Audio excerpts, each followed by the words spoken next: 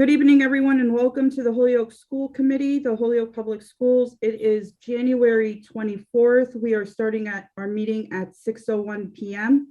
Can we please have roll call? Ms. Garcia, roll call, please. Mayor Garcia. Present. Ms. LaFave. Present. Ms. Brunel. Here. Mr. Romero. Ms. Tensley Williams. Just see if she's on the other side. She is here. Ms. Tensley Williams. Here. Okay. Thank you. Ms. Burks. Mrs. Burks. Here. Mrs. Feliciano Sims. Here. Mr. Wellahan. Here. Mr. Callamore. Star 6, Mr. Callamore.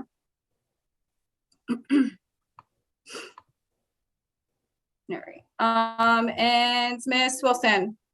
Here, present. All right, all rise for the Pledge of Allegiance.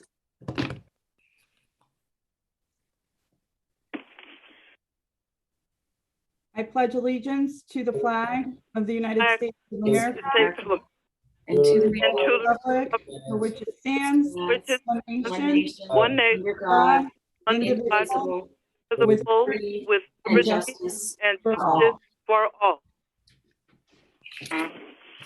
Thank you, everyone. I'm just going to read some house rules real quick, but first, before going there, I'm just going to notify everyone that pursuant to Mass General Laws, Chapter 30A, Section 20, I am hereby informing all attendees that a video and audio recording is being made of the meeting, and the meeting is being live streamed and run live on the city's community TV channel.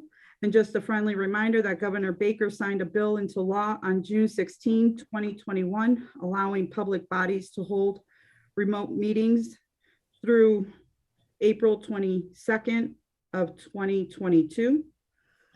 Want to make sure that all school committee members please have their video cameras on and stay muted. All others that are not on the board and student reps, please, are to keep their cameras on, and everyone else, please have their cameras off, and we'll ask you to put on your camera as soon as you are going to be presenting, or however the receiver, once he's ready for you. No chatting in the chat box. Remember, this is a public meeting, that is public record. And if you have any questions, please raise your hand. We cannot take raising of hands and questions from an audience. With that being said, I'm looking at my photo from here so I don't have to keep flipping back and forth. We're going to go ahead and move to the student showcase, and that would be Sullivan School. Yeah, I want to call Sasha back. Today we're going to be showcasing our science teacher at Sullivan and some of our students. I don't know if any of you ever wondered like how those Yetis work. I don't know about you, but I love me a Yeti cup. I love the fact that I could put my coffee down and like pick it up an hour later and it's still hot. And in the summer when I got a drink with ice, I could pick it up a half hour later and the ice isn't melted. Our students engaged in a science project that talked about why that is. So without dragging this on even more, I'm going to invite Sasha so that she can introduce our middle school science teacher. Hello, everyone. Again, just sending some warmth over your way. And again, hoping everyone has some good dinner plans. Without further ado, I would like to introduce our grade 7 science teacher. She's also the grade 8 science teacher, but she will be featuring some work that grade 7 did to Superintendent Anthony's point around cups that are supposed to keep your stuff either warm or code, so insulation cups, and you start seeing some pictures there. So I would like to turn it over to Jennifer Hokshahabink, and we call her tenderly and warmly, we call her Miss H. So Mrs. H, over to you. Thank you so much. And thank you to the school committee and the superintendent for inviting me to showcase some of my amazing Sullivan scientist students' work tonight. This was actually our first unit we did together. We started it in August and it went through September. One of the standards for 7th grade is to understand the beginnings of how heat transfers. And we go even down to like the particle level. And the way I kind of got them engaged in this sometimes dry topic is I complained about how my Dunkin' Donuts iced coffee would be lukewarm and I wouldn't want to drink it by the time I got to Sullivan. Yes. I'm sorry, Mrs. H, I'm being told that it's not going through to the TV access channel so that our community can see. I guess they can't hear it. So I want to make sure that people in the public are hearing what the good stuff that's going on. So Mike, I don't know if you've heard anything, what can be done?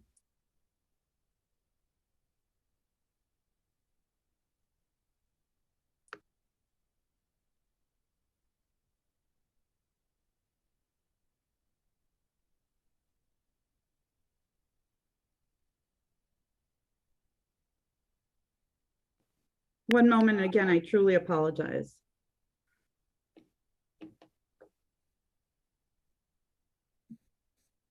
I am hearing now, at least someone can hear it and see it.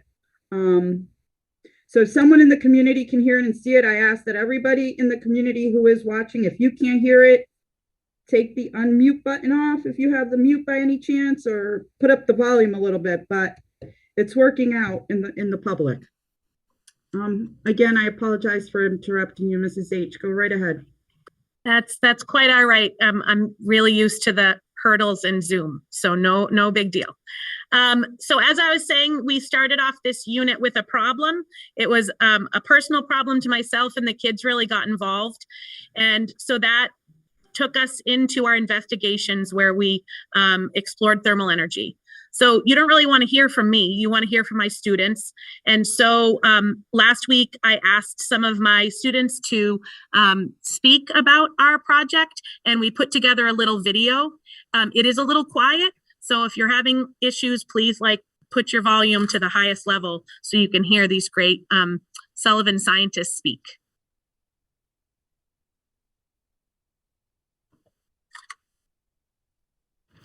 Hello, my name is Jomar Rodriguez. I am a 7th grader at Sullivan. In science class, we completed a unit on thermal energy. We learned about how heat transfers. Our unit started off with a problem. Our teacher's iced coffee was warming up on her drive to school. To keep her coffee cold, she tried a cup she bought at the store. We call this the fancy cup. We did a test to see if the fancy cup would work better. It did stop the coffee from warming up as fast as the plain cup. In class, we made a driving question board and created models of each cup system. We developed hypotheses on how the heat was getting to the coffee. We did investigations to try to answer our questions, test our ideas, and update our cup models. We used both thermometers and digital temperature probes to collect our data and looked at whether the lid mattered or if the material mattered and if the layers made a difference. We even cut open the cup.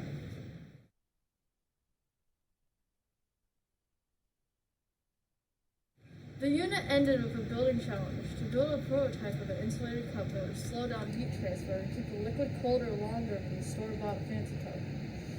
We had limited materials and had to address how to limit the 3 methods of heat transfer: conduction, convection, and radiation. We recorded videos presenting our results.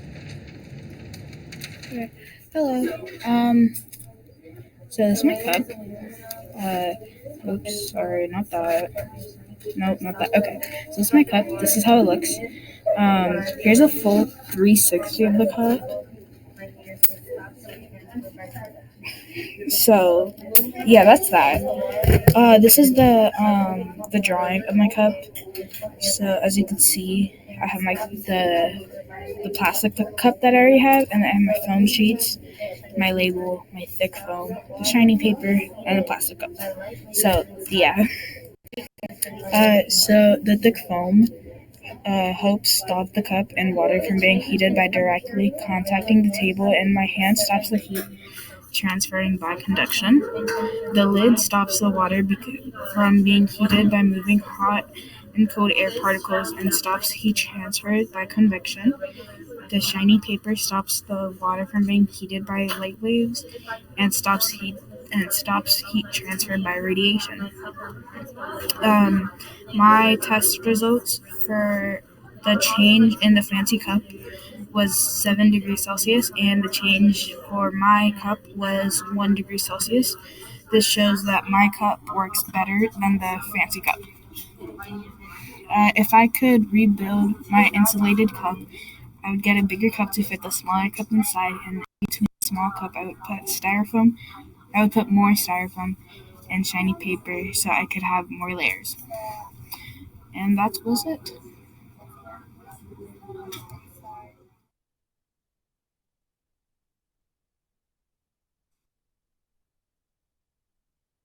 All right, thank you, Mrs. H. That was really awesome. I enjoyed the video the first time and the second time as well. This is just an example of our teachers' creativity and making learning fun.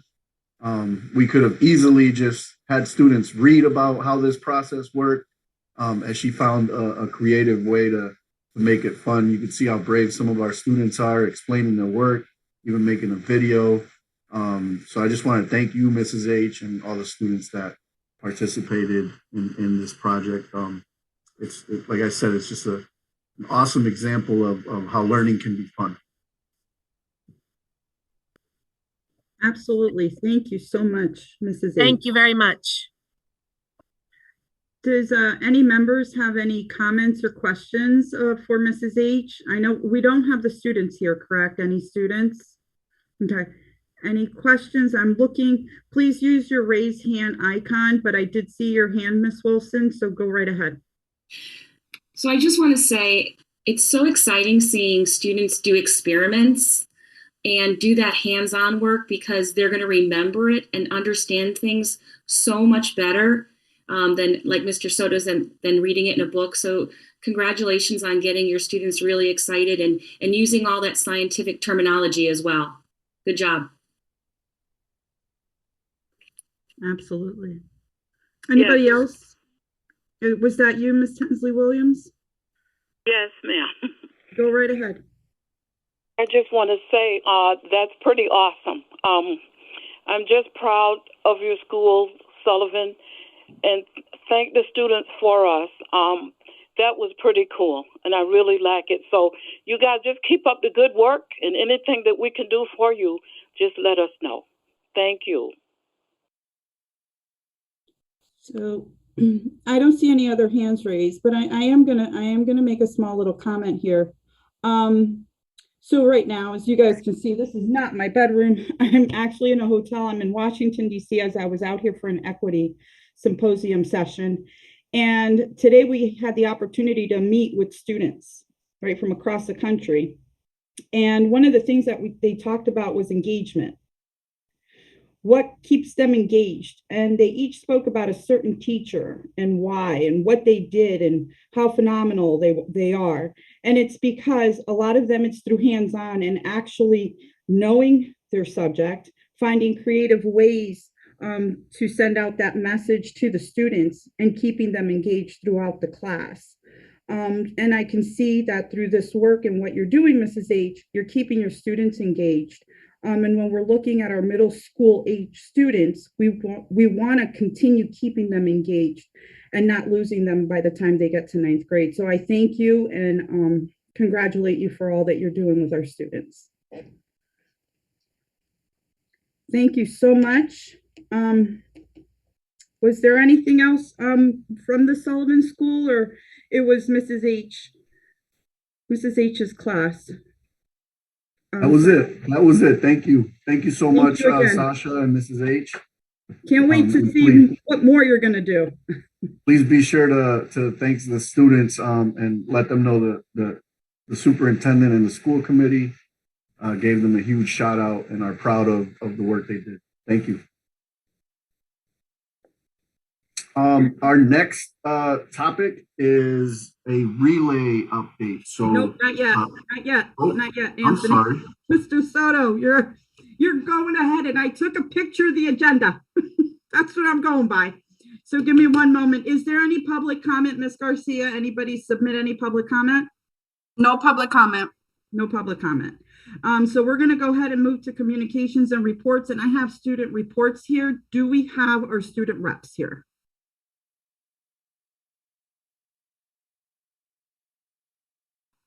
No, we do not. We do not have our student reps. Okay, that's something that we're going to have to discuss later on.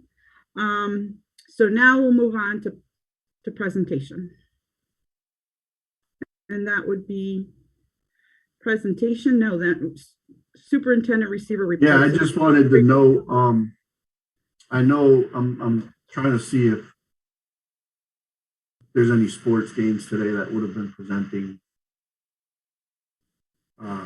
Cheyenne, we could talk about that after, sorry. Yep, thank you. So yeah, we the next section of our agenda is relay update. As many of you know, we have talked about the partnership that we have that's been funded through the Bar Foundation. It's a $750,000 investment that the Bar Foundation has made in Holyoke, and the majority of that funding is going to Relay, which is the consultant that was selected to carry out this professional development.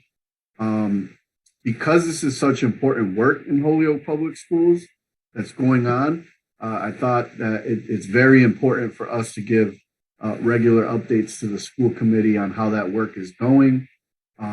If for those that may not know about the Relay partnership, you'll hear a lot of what they're doing, but in short, they're really working with our school leaders and really just sharpening their tool belt and making sure that they're instructional leaders that are data focused, that are providing regular observations and feedback. We're doing practice clinics, and what we're developing is a common language across all schools on how to be an instructional leader. You may have heard from teachers.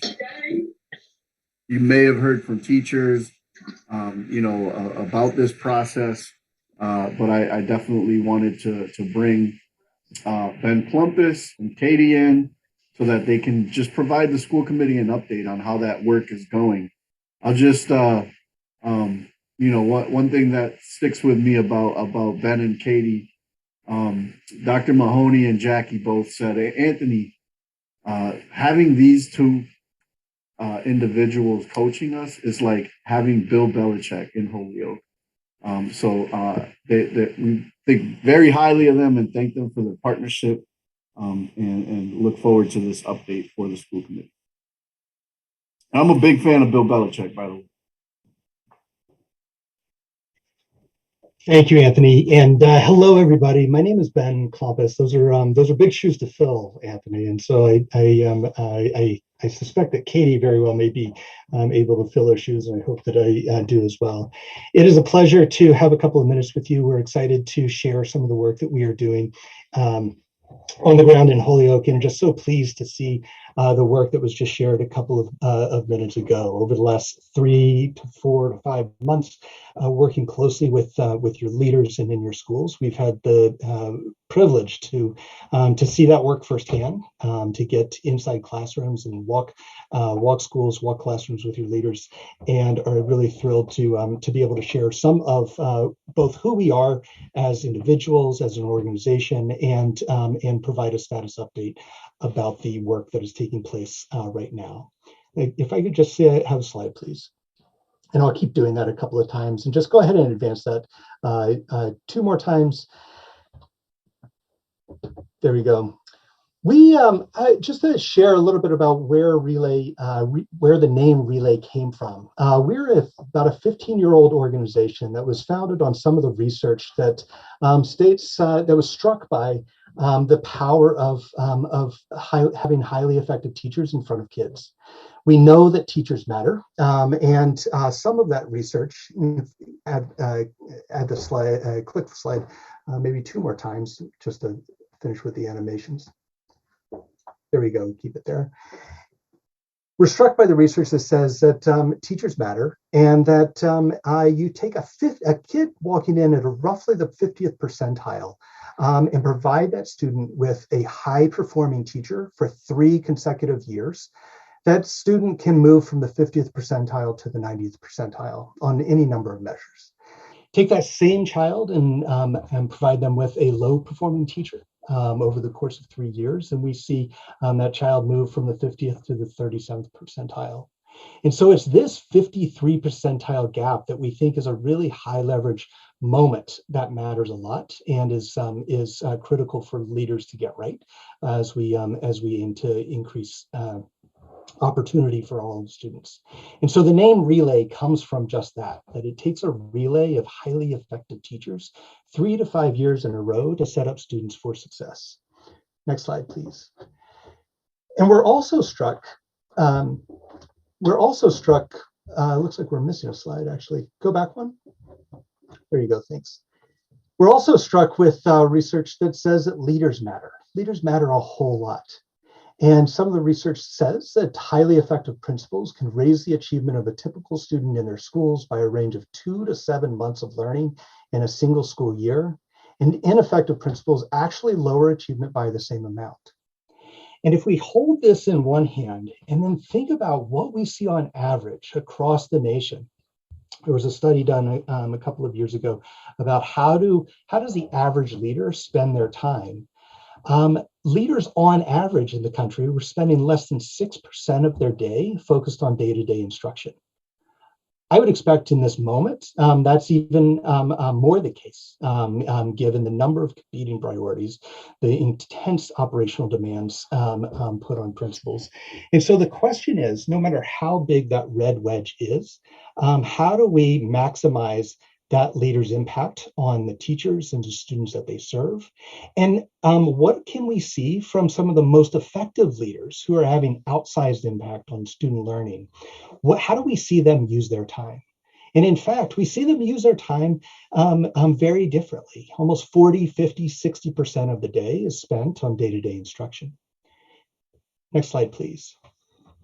And just to ground this in data from across the country, a couple of years ago, a massive data set was accumulated, pulling multiple years of student achievement data from virtually every school in every district across the country. And what you see here in this scatter plot is are the results that look at the very difficult to disrupt link between family socioeconomic status and average test scores. And this is a picture, a striking picture of the opportunity gap. This is what we're trying to do, right? As a group of educators, as a group of community members, and this stark headline from this report that was highlighted in the New York Times a couple of years ago is that 6th graders in the richest school districts are 4 grade levels ahead of children in the poorest districts. Pause on that and play it out. This is what we are trying to disrupt. And this is the work, partially why we believe this work is so important right now. You'll notice that that orange 1 in the bottom left-hand quadrant of this chart, and that's where Holyoke shows up on this chart. And so our question is, what are the most effective leaders doing who are serving students just like ours, with teachers just like ours?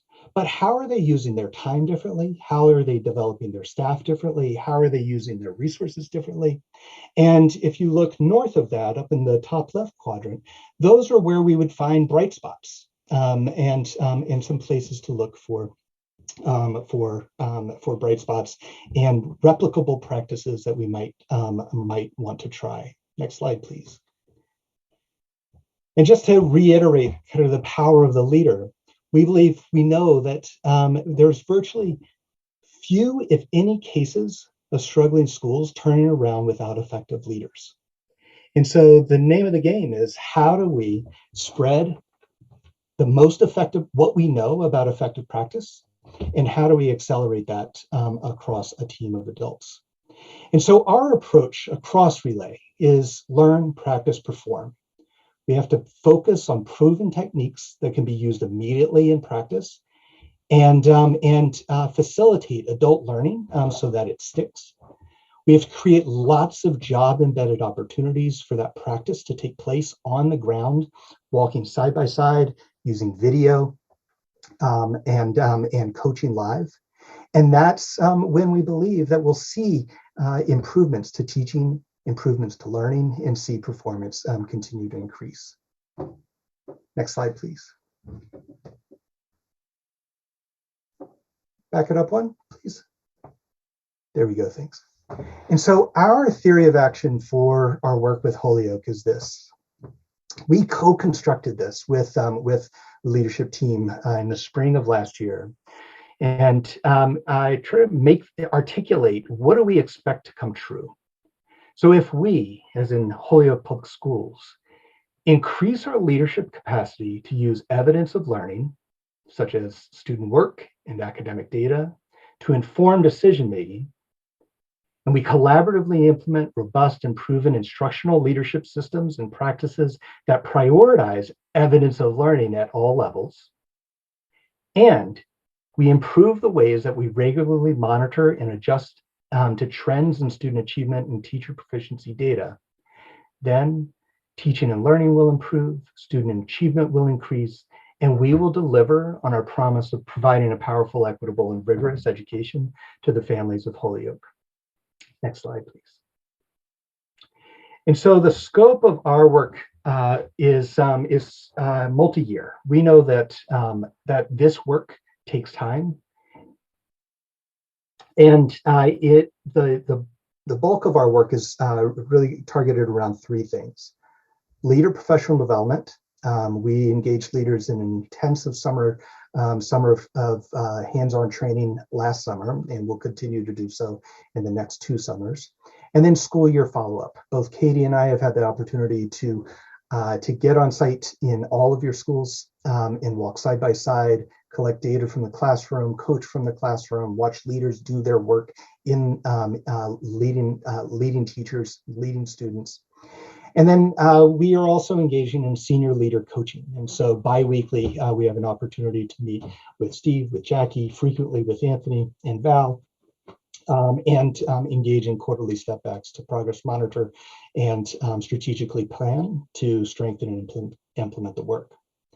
And our work is organized against these leadership levers. And so you can see there are a set of instructional levers, a set of cultural levers, and the ones that we're prioritizing this year are around data-informed instruction, observation, and feedback. And we're going to use the data to determine where we go next and what is our highest, most important work next.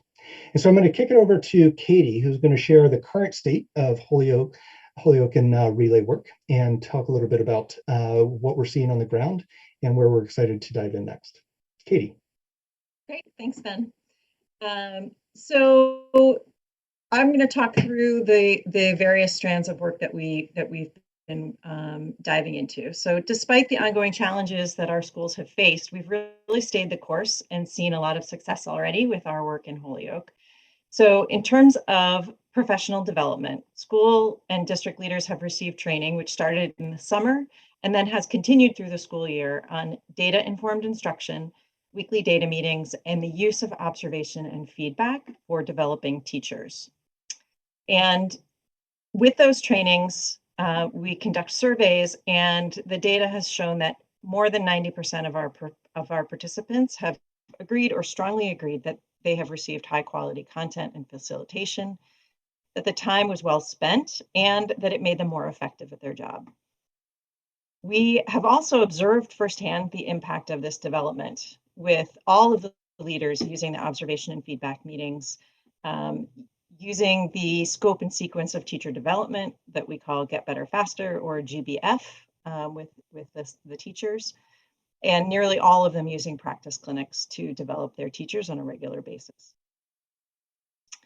Next slide, please. Thank you. We've also conducted 2 site visits, as Ben shared, with the purpose of supporting principal managers in both identifying trends and action planning, as well as coaching. And based on those visits, 100% of leaders have agreed or strongly agreed that those visits will lead to school improvement. And while we were in the schools, what we observed is that there is a platform for learning in all the classrooms, that it was positive, safe, and yeah, students were ready to learn. And then finally, for our senior leader coaching, it has helped the team to maintain a clear shared vision for high quality instruction, and really strengthened their coaching of the implementation of the professional development. Next slide, please. And it's not just what we have observed, but we've also, this aligns with what was observed by SEN. They reported in their visit that there was a clear instructional vision in the schools, that they observed more time given in lessons for students to independently practice and apply their learning, and that teachers were using the high quality curriculum. Next slide, please.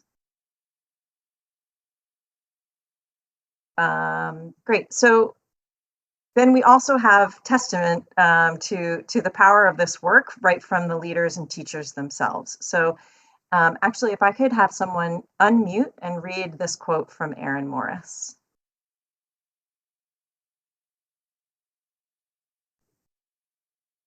Go ahead, Mayor Garcia.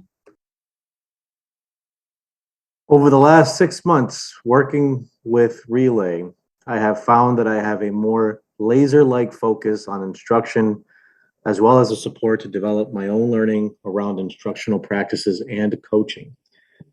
As a new principal, having Relay as a framework has provided a starting point with both new and returning staff and specific practices to support our mission and vision here.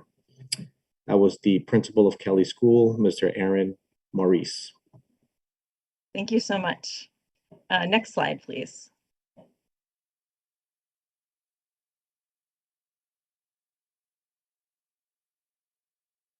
Oh, can we go back? There we go. I'll read this quote. As an English teacher, I find that creating an exemplar in my lesson planning process has made a positive impact on my daily classroom practice. When I think ahead of time about what the most challenging or highest stake question is in our work for that day, and I spend time articulating the response I'm looking for students to grasp, I notice that the facilitation of our close readings, discussions, etc., become more thematically meaningful or dive deeper into the craft and structure of the reading. Because I have that high stakes question along with the desired response in mind, it supports me in pushing students' thinking. And that was Sheila Fallon, high school English teacher. Next slide, please.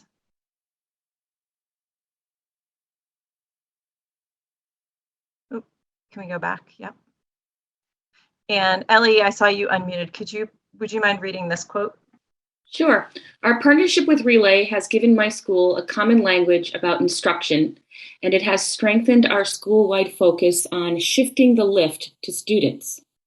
We know where we want to be as a school. Relay has given us the roadmap as to how we can get there. Relay has pushed my team and me to get better, and this means better results for our students. We are seeing results. I am proud of our work, and I look forward to our continued partnership as I see more good things coming. And that's from Lori McKenna, and she's the principal of Holyoke High North. Thank you so much. Next slide, please. So in addition to these initial successes that we've experienced, we've also helped to identify some areas of focus for the next steps that we're taking with Holyoke. So the first is around assessment, that there's an urgent need for a common aligned assessment system to support teachers and leaders in knowing whether or not students are learning what is being taught. I think the leaders are eager to see how all of this work that they've been doing is playing out and what result it's having for kids. Second, curriculum. Students need daily opportunities to engage with high quality, standards aligned, rigorous learning materials, both through upgrading some of the materials as well as improving teachers' internalization process of the lesson. And then finally, model teaching. So we have seen that teachers need more opportunities to observe and practice really high quality, proficient execution of lessons. Next slide, please. And so in the coming weeks, we're going to be mapping out our programming for year 2, which will have a focus on how we can address some of these focus areas or all of the focus areas that we just outlined for you, as well as continue to build the capacity of participants from this first year and spread the work strategically to additional staff within year 2 and to spread it across the district. And with that, we would be happy to open the floor for any questions that you might have. Thank you. Are there any members that have any questions or comments? Please use the icon below the raised hand. Mr. Wellhand, do you have a question or comment? I saw it go up. And Yes. go down. Yeah. Okay, go ahead. Thank you.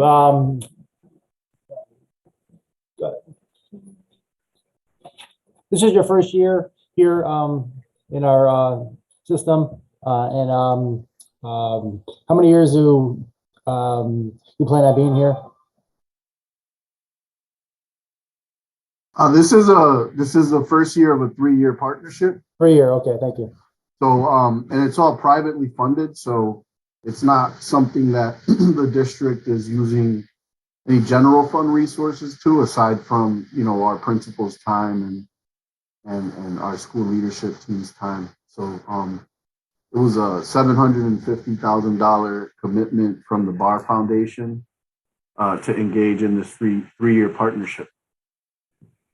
Okay, thank you. Does anyone else have any questions or comments? So I don't see anyone else, but I am going to go, and you don't have it in the slide. I'm going to what was sent in our packet, and it's going to be you spoke a lot about the successes, but it's under the observable progress towards goals and the focus areas. And in focus area number 2, implement robust and proven instructional leadership systems and practices that prioritize evidence of learning at all levels. I don't know if it's a typo error or if that's the actual number, but 3 out of 13 schools are implementing weekly data meetings in some grade levels and teacher teams from November. And then 12 out of 13 schools are implementing practice clinics. So question would be, are there barriers? Is this something that really you don't feel is necessary, but then why have it in your focus area? If weekly meetings and data collection are not really important. So if you can just elaborate a little bit more on the difference and how many are actually doing what you guys had put into your focus areas. Yeah, no, that's a great question. I appreciate it. So the first priority in what we rolled out was the observation and feedback, because that was really directed toward developing teacher quality and, making sure that teachers feel supported in doing their best work in their classroom. And that's where you saw that, we observed 100% of the principals using that practice and that lever. And the second was weekly data meetings. And so this data that we collected was from our second walkthrough, which was at the end of November, beginning of December. And at that time, we observed 3 out of 13 schools using that practice. But we had an additional professional development session for principals in January, or in November and January. And so they had kind of additional opportunity to practice and to learn.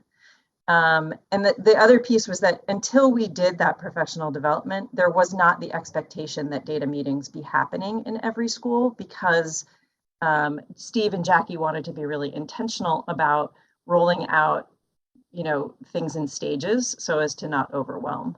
And so I would imagine that that number is much higher today. It's just that we have not been back, and we won't be returning till March for an in-person visit. But Steve and Jackie are continuing to support leaders with weekly data meetings in their weekly check-ins with them. Yeah, thank you, Katie, and thank you for the question, Mildred. So I just want to add that, I'm not surprised there.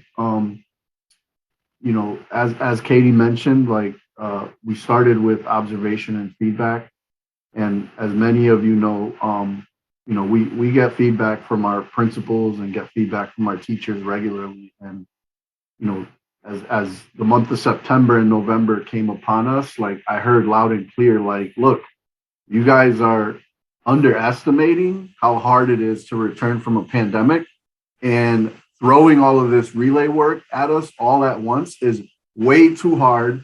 And I think you're underestimating how difficult it is to coming back from the pandemic. So we took that feedback and brought it to Ben and Katie and talked about tweaking our timeline a little bit so that it's responsive to our teachers and our building leaders. But as Katie mentioned, if we pull those numbers again now, after the professional development that was held in January, that is a huge focus of the work that's going to be going on this month and for the rest of the year. Okay, well, hopefully we can get some better numbers, or just hear about the more improvements that are happening, even if it's 6 months from now that we hear back from you. But I would really like to hear some more follow-up as time goes on into the different phases that you're going in. I don't see that anyone else has any more questions or comments. I thank you again for coming and giving us an update on the relay. So with that being said, we'll move on to the next topic, which was COVID-19 update. Oh, well, no, you have it a little bit different there than what's on the agenda. Do you want to do a quick COVID-19 update and then move into the middle school update? I would prefer to do the middle school update first, if it's not, if it's allowable to go out of order. Go ahead. Mm-hmm. So yeah, I think that to a lot of the school committee members, this is going to be, some of this may be repetitive, but to the community at large, I think it's important that we go through this presentation, at least each section of the presentation, because this is a very important, announcement that we want to make today, and information that is important to the direction that we're headed in. I think that overwhelmingly what we hear and what the community is hearing about is the middle school building project, but separate from the middle school building project, we did have the middle school grades collaborative study done, that was presented to the school committee, I believe, at the last meeting. And there's just the question has been, what grade configuration is Holyoke going to go for with their middle school? And as part of the collaborative study, as you all know, we we explored two different options. Two schools of 5 to 8. I mean, 3 schools of 5 to 8 and 2 schools of 6 to 8. And I also think it's important that the community understand that this isn't a new conversation. We have been talking about reconfiguring our grade spans and moving to an elementary, middle, and high school model for at least the last 4 years. Many of you know the middle school building project that where we wanted to build 2 new middle schools, and the grade configuration there was 6 to 8. So this isn't a new conversation. It's really about like, all right, we've been talking about it, we've been moving towards it. When are we going to do it, and what is it going to be? So to answer the question of what grades configuration, the grade configuration that we had unanimously agreed to, as many of you know, it's on the next slide, I believe. Oh no, sorry. You go back. For some reason, I'm not seeing this big circle that says 2 schools. There it is. 2 schools, grades 6 to 8. So the school committee and myself, we had a retreat I believe it was at the end of December. We got together in the Dean cafeteria for an entire day of learning, and one of the biggest topics that we talked about was what grade configuration we should move towards. We weighed out the pros, we weighed out the cons of each scenario, and unanimously we agreed that two schools of grade 6 to 8 is the model that Holyoke should move forward with. I'd like to add that we did get feedback, not just from the school committee. We got feedback from our teacher advisory group that meets on a monthly basis. We got feedback from all of our principals. We got feedback from cabinet, and overwhelmingly, and the middle school grades collaborative. I wouldn't say that was an overwhelming decision there, but overall, the decision that we want to make moving forward for the middle school model is 2 schools, grades 6 to 8, which would be about 550 students each, give or take. We thought that this was the best fit, and there's a lot of reasons that went into that decision. We thought that it was the best fit because 550 is a large enough school to provide the middle school experience that we want to provide for our students. It allows for meaningful teacher collaboration by grade content, yet it's small enough to build strong relationships with students, and so that students feel connected to the staff and to the building. When we got feedback about the middle school project, nobody wanted to build a big brand new middle school with over 1,000 kids, especially in an urban community. We've seen that just is not a model that makes students at a critical age in their development feel connected to the school and connected to teachers. So 550 with 2 schools, it allows us to do that. It's also efficient for Holyoke. We feel that 2 schools is a model that we can move towards regardless of whether we build a new school or not. Ideally, we would have a new school for sure to provide a really good experience for our kids. But we looked at our portfolio, and that's a model that we would have that would allow us to pull our resources together wisely and allow us to give our students the opportunities and the specials and the and just the enrichment that they deserve. This plan also keeps our 5th graders in elementary. I heard from many of our families that our 5th graders are just too young to be. They haven't really fully developed, emotionally and academically to to be with older 6 to 8 students. And that's true on buses too. I know that when we do, I hear from many of our parents about, not feeling comfortable with their little ones being on buses with eighth graders. And when we had a bunch of K to 8s, we now only have 2 K to 8 schools, but that was something I heard over and over and over from many community members, mostly parents. So I think that this also will address that issue. And it's also, when you talk about equity and we develop a plan, this is also an equitable approach to our dual language program, where it doesn't isolate our dual language kids. In the other model, the dual language program was a completely separate program, completely separate school. And, the offerings that we would be providing at 2 middle schools, they would be sheltered from that. And, we want to make sure that our dual language kids have access to the programming that our other middle schools have.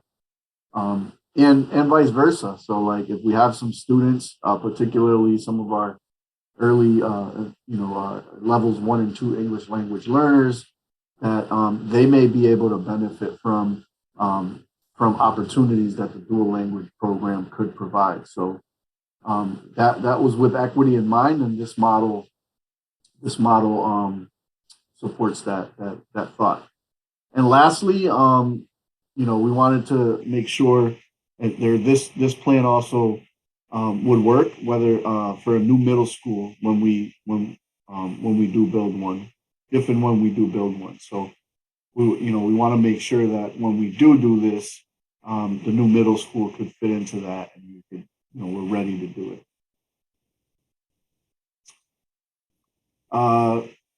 Some additional benefits that we talked about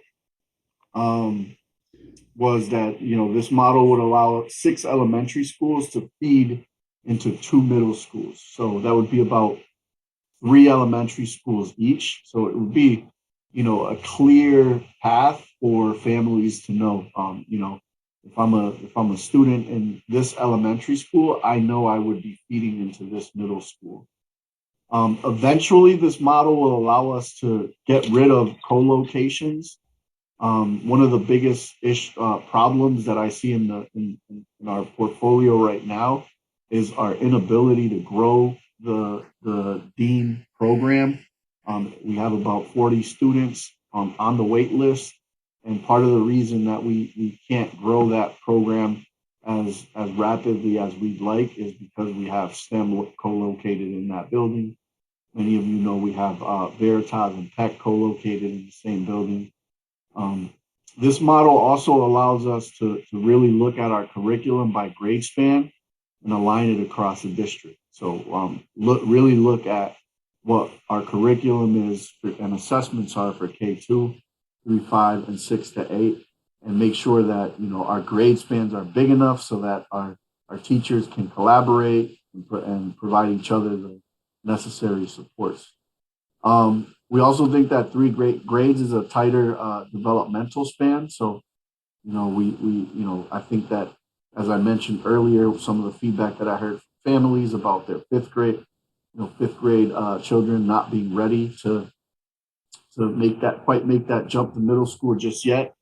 This would allow that issue to go away, and then the school has 3 years to get them ready for high school. And I briefly touched upon it, just the amount of collaboration that our teachers would be able to have with other teachers in their grade and content areas, and the coordination with the high school would be much easier. As it is right now, we do outreach, and we have many of our 8th grade students visiting from a bunch of different schools, visiting, the Holyoke High North campus, and then also visiting and touring the Dean campus. If we had 2 middle schools, it'll allow that process to be a lot better as well. Before we move on to the pre-K to 8 portfolio work, is there any questions about that? Anybody have any questions? I don't see any hands, but I do have a question in regards to feeding into the middle school. That slide, you said 3 elementary schools each. So each middle school will have 3 elementaries that will feed into it. When we're looking at equity, how do you plan on deciding which schools will be feeding into which, especially if you might have higher concentrations of students with disabilities, so more students receiving special education services in certain schools, and now all of a sudden those are the ones that those 3 schools are going to be the feeders into one, which is not really a balance and it's not equitable. And then when you're also looking at that transportation cost, are you also looking at that to determine, are you going to base your decision on that as well? Like it's going to cost me more if I do, let's just say Donahue. What other one could I think of that, because right now Morgan is what, to 4th grade, right? So that wouldn't even be a school to pick from. It wouldn't be Kelly to pick from. So something like a When you say Donahue pick from, what do you mean? of the feeder schools into the middle school. So we wouldn't pick from those 2 schools because they don't even have them. The ones at Dean, the other ones at Peck. So distance wise and where the students are located, is that going to play a factor into deciding as well, what are going to be the feeder schools? I think first and foremost is your first point, Ms. LaFave. We need to have, we need to be equitable in how we approach this. So, to answer your question, like absolutely, we're not going to build one middle school that has no special ed or ELL students and another middle school that has all of our ELL and special ed students. That is 100% not the direction that we're going. We, like the reality is we're going to have to get a consultant to help us. And like, that's going to be my lens and our lens as a committee is making sure that whatever, like where we draw the boundaries, where we draw the lines and what the demographics end up being in our schools is equitable and fair. In terms of deciding what schools are going to feed into what, we don't know, but equity is going to be, today we just want to announce that that's the direction that we're moving in. And like what the next part of this presentation is like the timeline for that, the potential timeline. But there is clearly a lot of work that has to be done between now and when we do it to make sure that it's equitable. And to be honest with you, I think that we moved to a K-8 model with transportation being a really driving factor. I don't think that that's going to be a driving factor. While I do fully respect and make sure that we're gonna do everything that we can to be fiscally responsible. There's ways around that. We can, with our existing transportation policies, we could certainly look at what times our middle schools start, what times our elementary schools start, and what times our high schools start, and develop a model and tiering that supports being fiscally responsible in transportation. But I don't anticipate that transportation is going to be a reason why we go one way or the other. First and foremost, we need to be equitable, and we need to make sure we're providing a rich and good experience for our middle school children in Holyoke. And if we're able to do that in a fiscally responsible way that that doesn't increase our transportation costs, I'm fully committed to that. I also hope that the city's fully committed to that. A few years ago, I had put together a proposal to the city council that would save a lot of money in transportation, and that was not supported, right? There's definitely ways to manage that cost, but I don't think that should be an overwhelming factor in how we build programming in Holyoke. Thank you.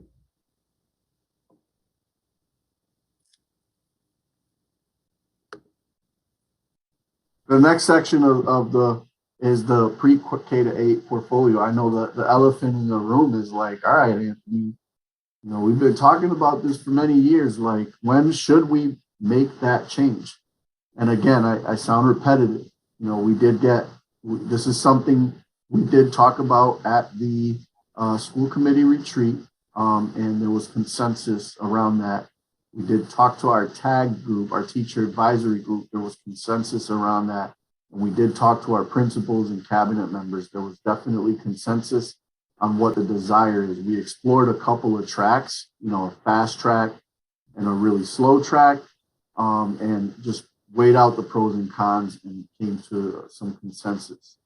And just to reiterate, this isn't a new conversation. We've been talking about it for a while and even have made steps to move towards that direction. So we now have a STEM middle school where most of our schools were K to 8s, like Morgan and Kelly and Donahue. We have made those elementary schools and have started the Veritas and STEM middle schools over the last few years. So we've been moving in that direction, and the only 2 K to 8s that we have left is McMahon and Sullivan. But we still have 11 schools with 9 different grade configurations. And it makes everything tough. We're spreading our resources. The community that's funded at the minimum net school spending, we really need to think about how we align our resources to our academic programming and just do what's right by our students. So by the end of this conversation, we are not going to have these 2 questions answered. I want to be upfront.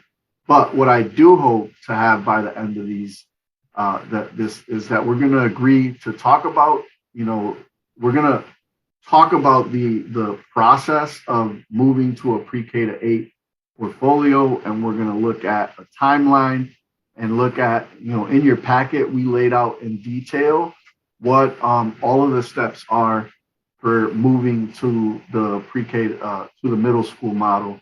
But we laid out what we thought the most important milestones were in the timeline.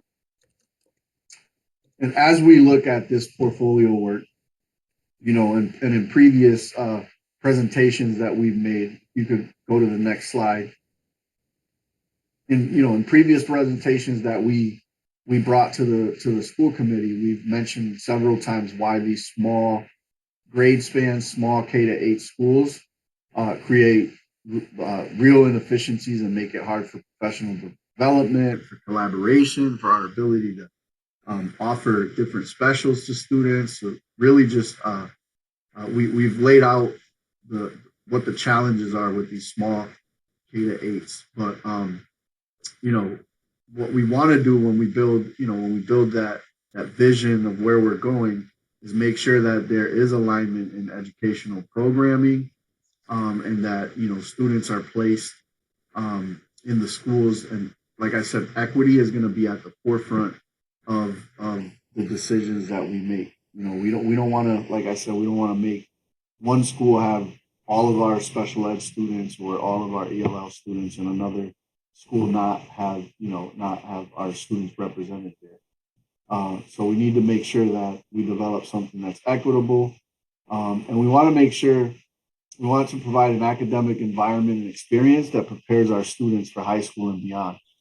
And then in addition to that, something that's financially sustainable. We don't want to build something right now that relies primarily on having ESSER funding to be able to do it. We want to make sure that whatever we do is financially sustainable, even without our ESSER funding. And we're lucky enough to have Student Opportunity Act money be coming in over the next few years that'll allow us to really make this as smooth of a transition as we can.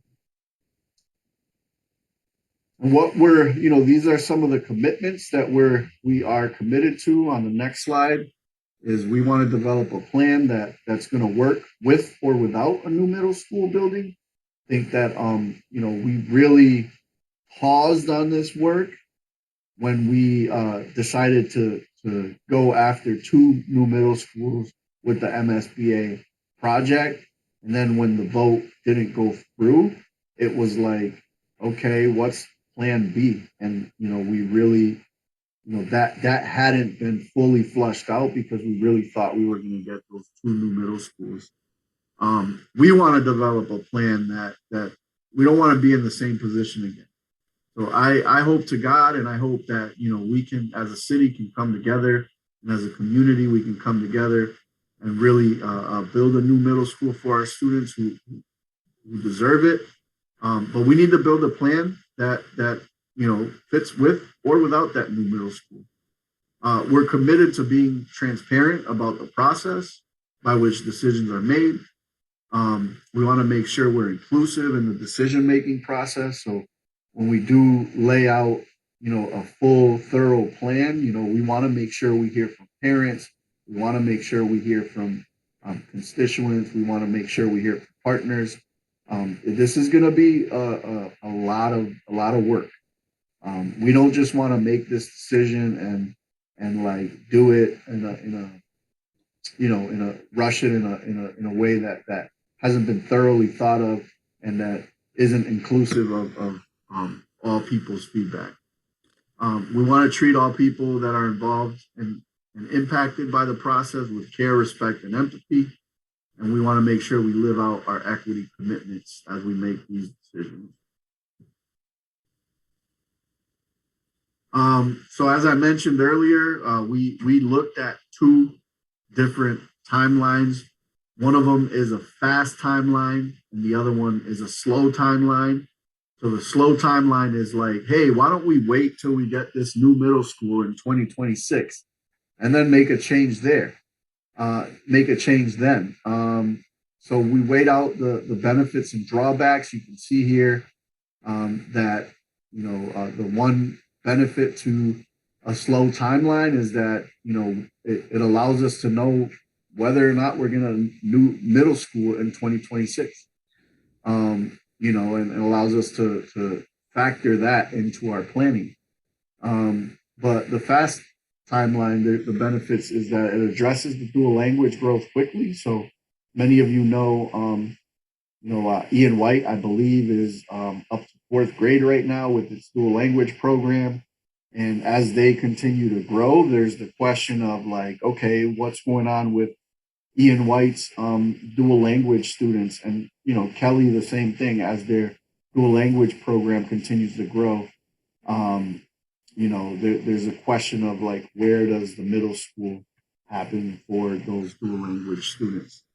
The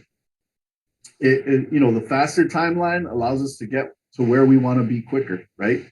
It is we've been saying this. I think the most you've heard my name is when Dr. Zreich says, Anthony has been in my ear constantly about we have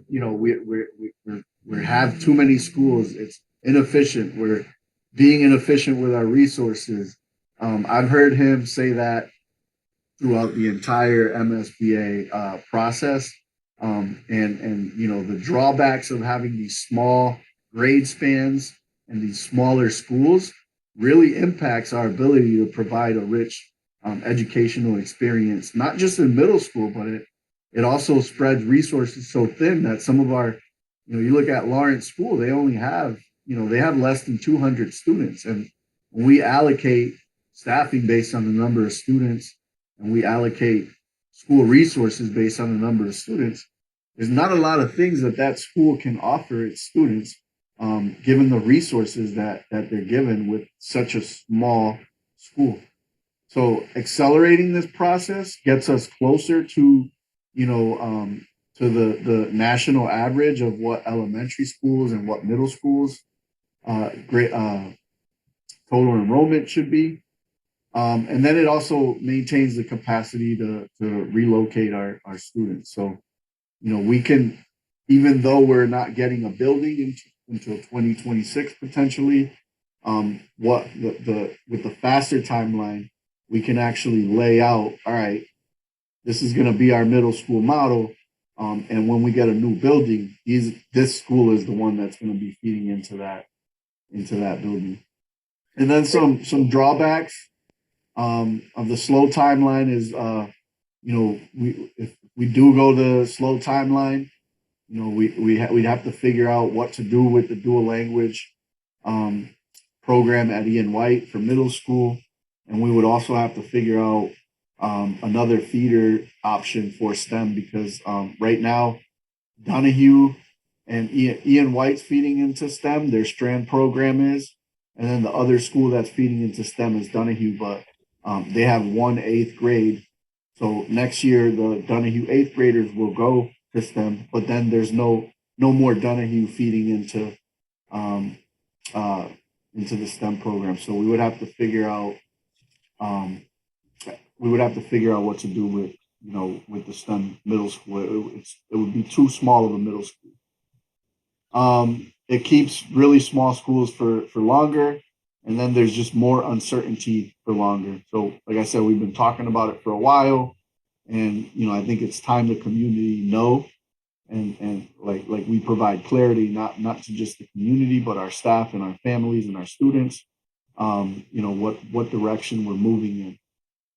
And then the drawbacks to the faster timeline. I think the biggest one is really that until we get a new building, we'll still have some co-locating going on, particularly with STEM and Dean.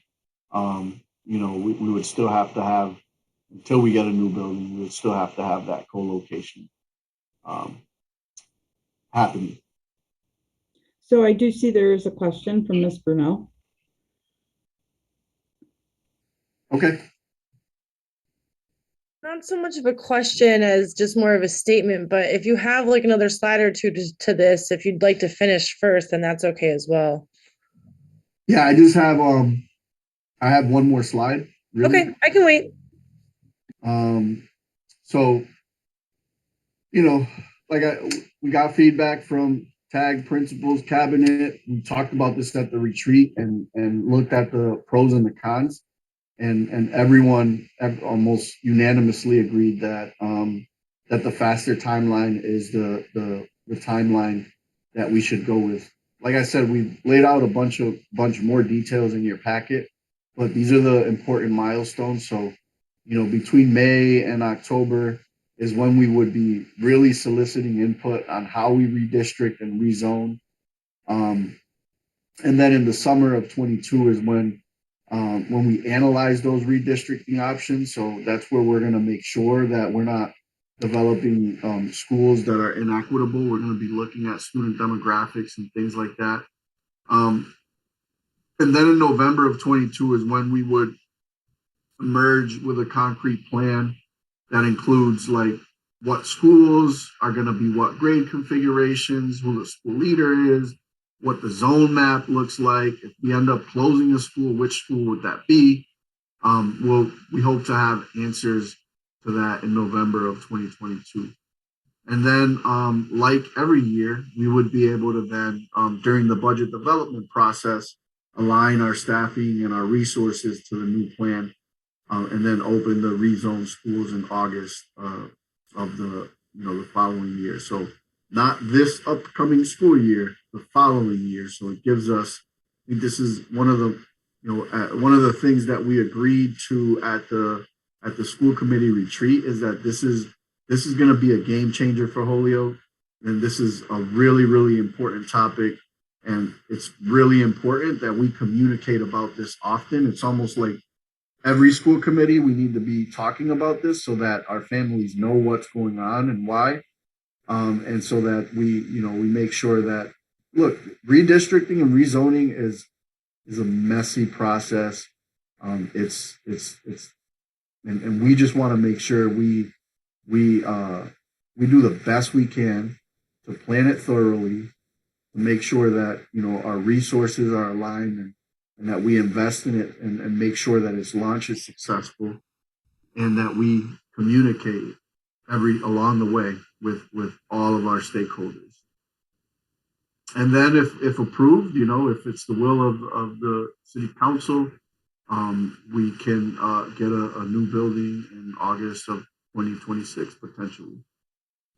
And then the last slide is really opening it up for questions. Is there any feedback you have or questions that you have? Is there anything missing? Ms. Brunel? Thank you, Ms. LaFave. Let me remember to lower my hand. So I would just like to start off by saying that I feel as though redistricting and going to a middle school model is of the utmost urgency and importance in the biggest decision that our community is going to need to make, and we must make it sooner than later. I think as far as striving for turnaround and getting our schools back from receivership, I think the steps that we will enter into this process will show the commissioner that we are that much more serious and that we realize as a district what aided in us getting into the position that we fell into. Also, I would hate to see the extended timeline be taken advantage of, because I think we've all agreed wholeheartedly that whether or not we get a new school, this must be done. So though it's going to not be easy, we must do it sooner than later. It's a disservice to our current students to delay it anymore. We all know that the current makeup of our district is not the ideal situation for our district. Most importantly, educationally, but secondary, budgetarily, it's just not efficient. So though we do need to do some work to get it done, I 100% have full confidence that we can do it and we must. So I don't know.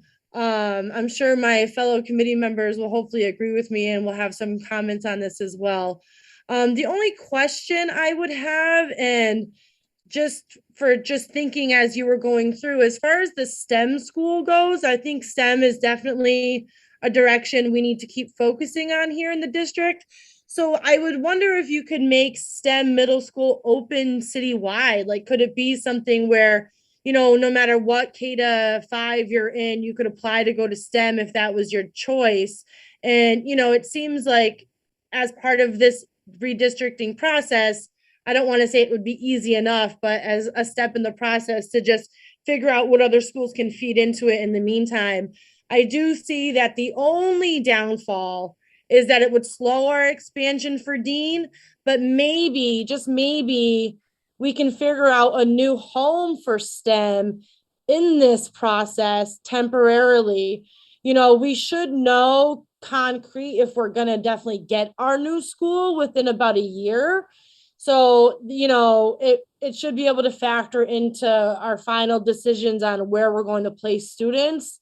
And I would like to just add that in this process, I want to see Veritas phased out of being in our city.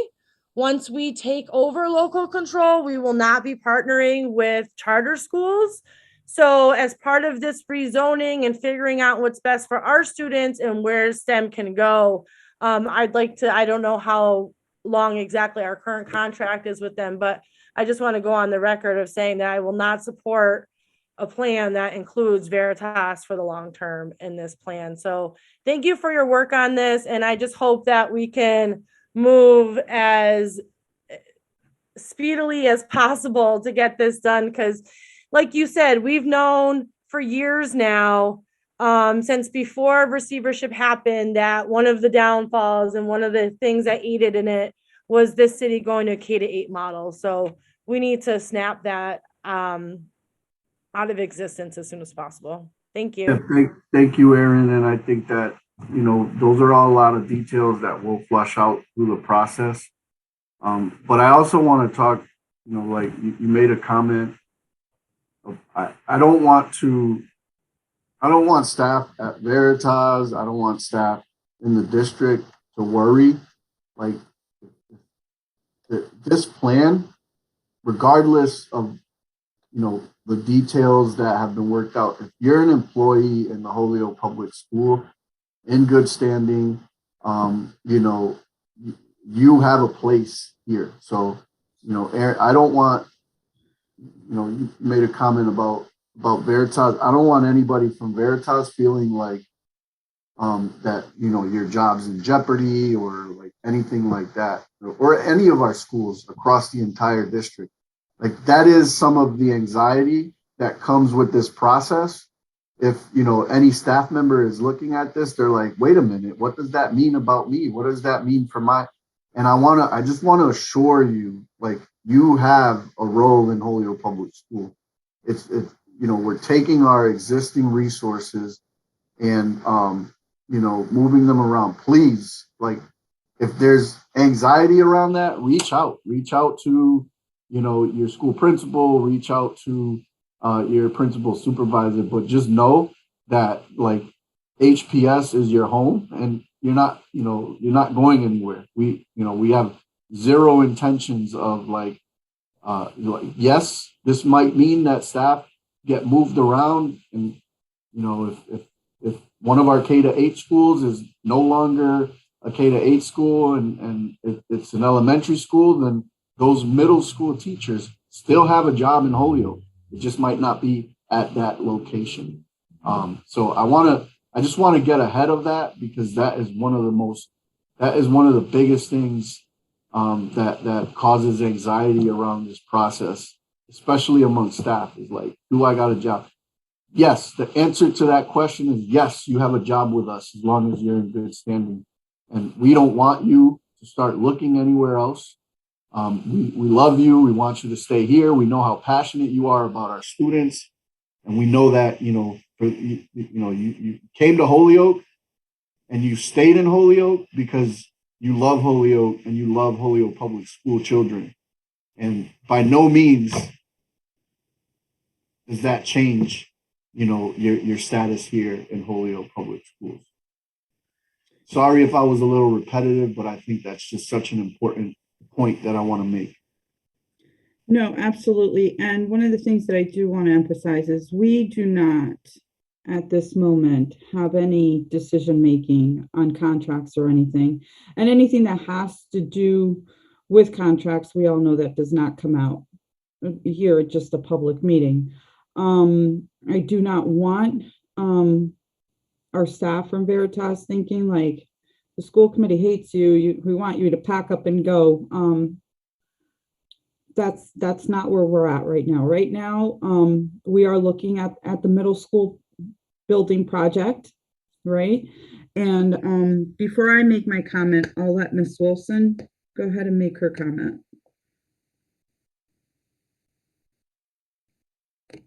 Thank you so much. So I do want to just say, I think it's really important that all of our staff realize how important they are, like what's been spoken about recently, and that don't look to leave just because you might, please stay. I think that's really important. And I really do want to echo Ms. Brunel's comments about STEM. I think it's really great news that Dean, there's more and more students wanting to go to Dean and recognizing, that is a valid path, that, that's a great pathway to a, solid career choices. And I think that if at all possible, having STEM move to a different location so we can get Dean back to a greater capacity should be part of the thought process with this. Thank you.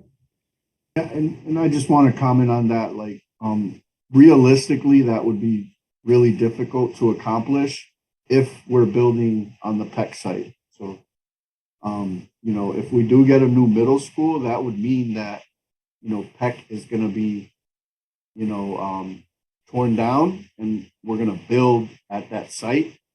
So that limits the capacity we have to move the PEC Veritas kids and move the STEM kids. We don't have a building that can do that. So, and this is, look, we're going to have to get consultants to come in and really push our thinking we could put all these numbers together and enrollment and projections and look at capacity analysis and all the building. We could do all that till we're blue in the face, but we really think that we need to get some professionals in here to help us look at that, look at capacity analysis, what our buildings can hold, and look at, the boundaries, look at what we do, to help inform, the direction that we go, and hopefully have that, wrapped up by November of next year, so that we have a concrete plan, like this is what's happening, and move in that direction. So I hear you, but I went to Dean, and one of the things I'm most proud about is how that school has turned around in the last 5 years. One of my favorite things to do is go to Dean on a Friday morning and just hang out with the students. I do sometimes I go there and have breakfast from the culinary students, and it's my alma mater. It's I love Dean. And it's just, it gives me chills to see its revival, because one of the things that broke my heart when I first got here was what was going on in Dean, 5 years ago. And just like, it was sad to see such a great school not live up to its potential for whatever reason. And one of the things that I'm most proud of is really the turnaround that school has done in culture, and it's really shifted. Later on in the presentation, I do have an announcement to make on the schedule for next year. That would be interesting for all of you. Okay, so my question, because I don't see anybody else has any questions. I did see the mentioning of closing of one school. If there's one thing I don't want to repeat is another Lynch school loss. So when we're talking about a potential of closing one school, what's the potential of the central office going in there, utilizing the school space? Those are some conversations I gotta talk to the mayor about. What happens in central office is really a collaboration that we have to work with the city. We want to make sure that central office is accessible to not just City Hall. We want to make sure the good thing about where central office is right now is its proximity to central to City Hall. So right now, as a city resident, you can go to the mayor's office and you can collect, pay your tax collector's bill, go to the Board of Health, and go to the school department. It's all centrally located. If we were to consider moving into a school, that's something that, I would work with the mayor on to make sure that that's the direction he wants to push us into, or, there's other alternatives to getting rid of the lease, right? And depending on what school, if at all, like, again, we got to bring professionals in. They'll let us know. If we do end up, closing a school, like that's something, choosing that school and we could look at the city. If the city has other uses, better uses for that location and that building, and they would prefer us to stay at central office, we would partner with the city to make that decision. If the city's desire is for us to, get out of 57 Suffolk and move to a school, we would explore that option too. As some of you veterans that have been on the school committee for a while, I laid out those options to the city council. I laid out 8 options to the city council on how we can eliminate the central office lease. But at the end of the day, that's not my decision to make. I gave them 8 options. I told them what they would cost. And I said, in the meantime, we'll cut the lease in half or close to half. And we'll consolidate from renting 4 floors in 57 Suffolk to 2. That was a very difficult process for us. A lot of, especially with the pandemic, if we had to abide by, the rules of the pandemic and office space and all this other stuff, that's probably a decision that we probably would have went to 3 floors and not 2 because you know it's a little tight over here. But I can't answer that question. We'll explore that. But it is a decision I have to make with the mayor and just weigh out those options. Mayor Garcia.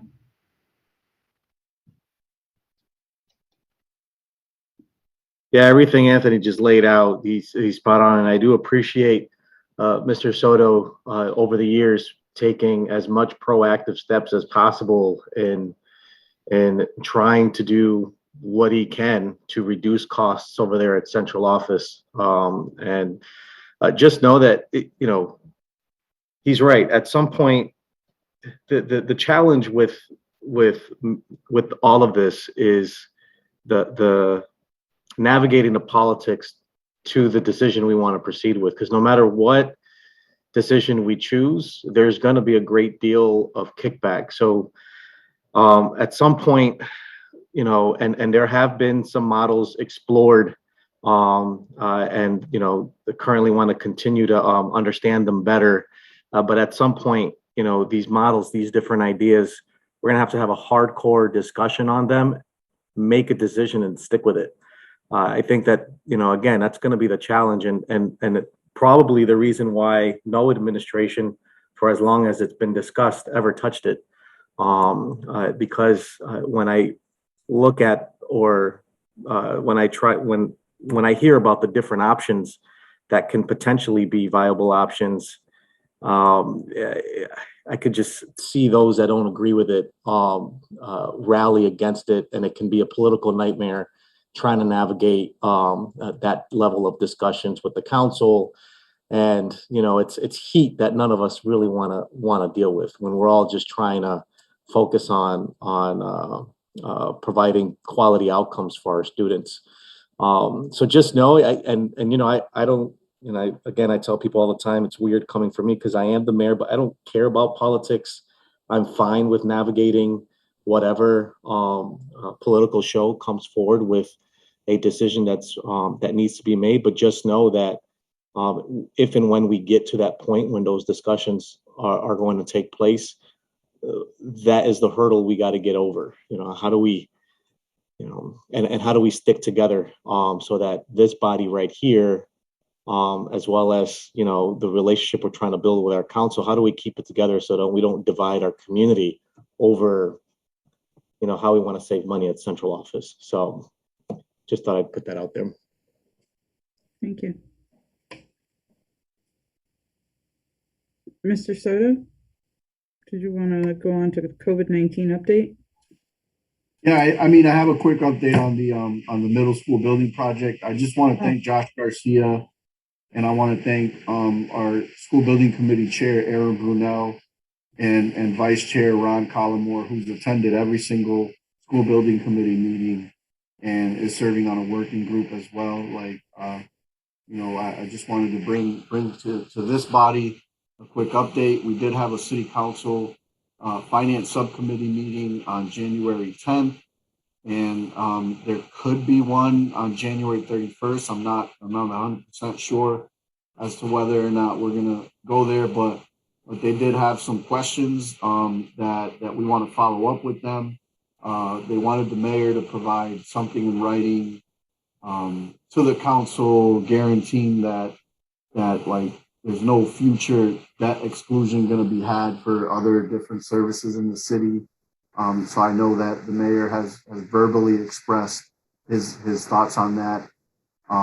As far as what they're looking for from us, they're looking for something in writing saying that, our $500,000 contribution that we committed to, they're looking for something in writing similar to what we did with the last time around, where we got the commissioner to agree to the methodology that we were thinking.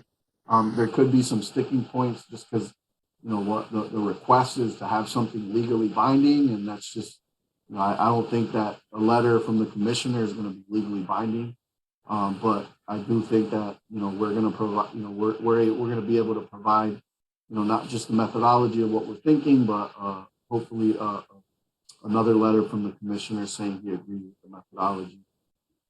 We did shed light to this new middle school MSBA model school program that could potentially save the city more money. There's a model school program that you can participate in. We'll know whether or not we're allowed to go that route once the school building committee, once the MSBA has their meeting in March. We'll know if we could explore that as an option. And as always, if anybody has, and then the last thing they wanted to know is the estimate for the $475,000 that we would need to go for a bond or a feasibility study. They wanted to know how we came up with that 475. So I'm pretty confident that we'll be able to provide, everything on our end that the finance subcommittee is asking for, so that we could continue to move forward on the traction that we've gained on that middle school building project. There is a meeting on January 18th, or there was a meeting on January 18th, school building committee meeting that we just had. And then there's another one on February 3rd. As always, school committee members that want to join can always join those. We have been having them virtually. And if anyone has any questions or wants updates on they could go to our website. It's the link is right here. It's on our website. If you go to the middle school MS redesign tab, you could get as much information as we have regarding middle school redesign. Ms. Brunel, could we get an update from your end on the school building project and anything else you had to ask? Yeah, thank you. Just a quick correction to what Anthony said. So the chair of the committee is Mayor Garcia. I was privileged enough to be elected vice chair by the voting members of the committee. Mr. Collmore is a non-voting member of the committee, just for clarity purposes. If you ever wanted to see a breakdown of committee members, it would be on the website. So yeah, I've, again, just privileged to be helping with this process. I think it's second to redistricting, one of the things that the city really needs to get done. To just comment about the last finance subcommittee meeting that we had, it's a new city council makeup, so I think it went a little bit more intriguing of a meeting than we had originally anticipated. A few more questions about processes that we can't control, for example, the state funding mechanisms and changing funding formulas, which we all know we can't really control that within this process. I have spoken to Joe McGivern, and it does look like we are probably, I would say we're confirmed for January 31st to present again to the next finance subcommittee. The reason why those dates are so important is we do have deadlines with the MSBA as to when they need to still actually invite us into their feasibility study. So they need confirmation from us as a city that we have the funds to fund the feasibility study. And then at their next meeting, the MSBA will vote on that. So our deadline to secure the funding is in April, so that way we could make their June meeting. Mayor Garcia has also come up with some potential alternative funding mechanisms for the feasibility study. If he wants to comment on that, one of them would be, I think, CBGB money, and another potential source to help offset that money. Again, it's not being reimbursed as it was when we entered this process a few years ago, because unfortunately we did not get it passed. So I would encourage anybody who's willing to come to that January 31st Finance Committee meeting. It's really important that we can keep this moving forward. As Anthony mentioned, one of the things that they were looking for from us was a commitment for the $500,000 as basically a kickback from the Holyoke Public Schools budget for city services that we could contribute towards offsetting the bond. So one of the things we talked about at the last meeting was how maybe the school committee can come up with a resolution or something, because what the commissioner provides is great, but it's only for during receivership, really. So maybe I spoke with Mildred on a phone call last week, and she's going to speak with Glenn, who, as you all know, is our connection at the Mass delegation. And I don't know his exact title, but so she's going to speak with him to find out legally what we can do as an elected body to also ensure and commit to those funds post receivership, so that hopefully that will help offset the city council's concerns as well. As Anthony mentioned, our next meeting is February 3rd. We meet the first Thursday of every month, except for, of course, January. We offset it for Three Kings Day. We do also have 4 working groups, so you're welcome to also get the schedule for those working groups. One being communication, which, as you all know, is key to getting this project through to the finish line and ensuring that parents have a full understanding of what's going to be happening. And then another one is academics and programming, and one is finances, and I can't recall the third, but you guys are more than welcome to sit on any of those as well. Thank you, Anthony, for the update, and if anybody has any questions that you may not think of now, you can always reach out to myself in between meetings as well. Thank you very much, Ms. Brunel. Ms. Wilson. What time is the meeting on the 31st? I believe the subcommittee meeting starts at 7. I believe that's when it started last time, if I'm not mistaken. But as soon as I confirm with Counselor McGivern, which I did send him a text earlier this evening, I will provide that to Mildred, and she can circulate that to the committee. Do you have another question? Real quick, it might be as early as 6:30. That's the time it was on the 10th. Oh, okay. Sorry. Thanks, Erin.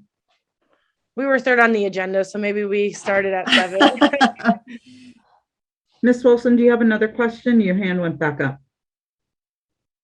No? Okay. Well, thank you again.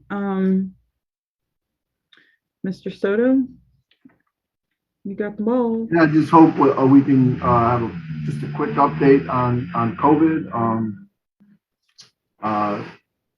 You know, one of the things I wanted to highlight, I want to shout out Action Ambulance. As many of you know, we ended up starting a week earlier than everybody else for school, so we had a really long break. And it turns out that that's one of the best decisions that I've made in my early career as superintendent, because there were so many districts in the community and in the state of Massachusetts that were just pushing to not go back to school, and you know, pushing the state on, like, you know, we're not ready, we need another day, we need another couple days. And we were in a position where we had 2 full weeks off, and you'll see in our data, like, a lot of, you know, Holyoke's no different than what we've been seeing, and, you know, what you see in the news and across the state and across the nation. We did experience a huge spike in the number of cases, and having those 2 weeks off really helped us get back to, get back to a place where people that were going to be sick and got sick were able to get healthy before coming back to school when they did. With that said, we did have an issue with our nursing staff. We had five nurses that had been out sick, and we were in a position where we were worried about providing coverage and the support that our existing nurses had. So while the EMTs did not function as a nurse, and they can't administer medication or anything like that, they were able to assist with triaging students and performing, you know, COVID rapid tests. They were able to call families and answer the phone and just do other tasks that, you know, that right now, you know, during the spike in cases, and while we were short nurses, our nurses were having to do all of that. So I really first want to shout out all of our nurses, all of our staff in general, but our nurses have just really stepped up And we've been asking them to do exactly what their job was and has been. And we piled on all of this additional work that wasn't a part of what they used to be doing, like contact tracing and calling families and messaging. And like, it has been unbelievably overwhelming for our nurses. And they have just been incredible in how they've stepped up and responded. And to Action Ambulance, I want to thank them. I thought we were really going to be at a point where Thursday and Friday we might have not had coverage for nursing, and we're probably in a position where we were going to have to call some snow days to allow staff that were sick to get better. But you know, with that partnership, was able to call them, and they didn't hesitate one bit. The very next morning, we had 3 or 4 EMTs ready to step in and help our nurses. And then we used them for an entire week, which was just so helpful to not just our nurses but all of our. It allowed us to continue to keep schools open. There is changes to our COVID-19 testing policy. We elected to switch to the K-12 COVID testing program.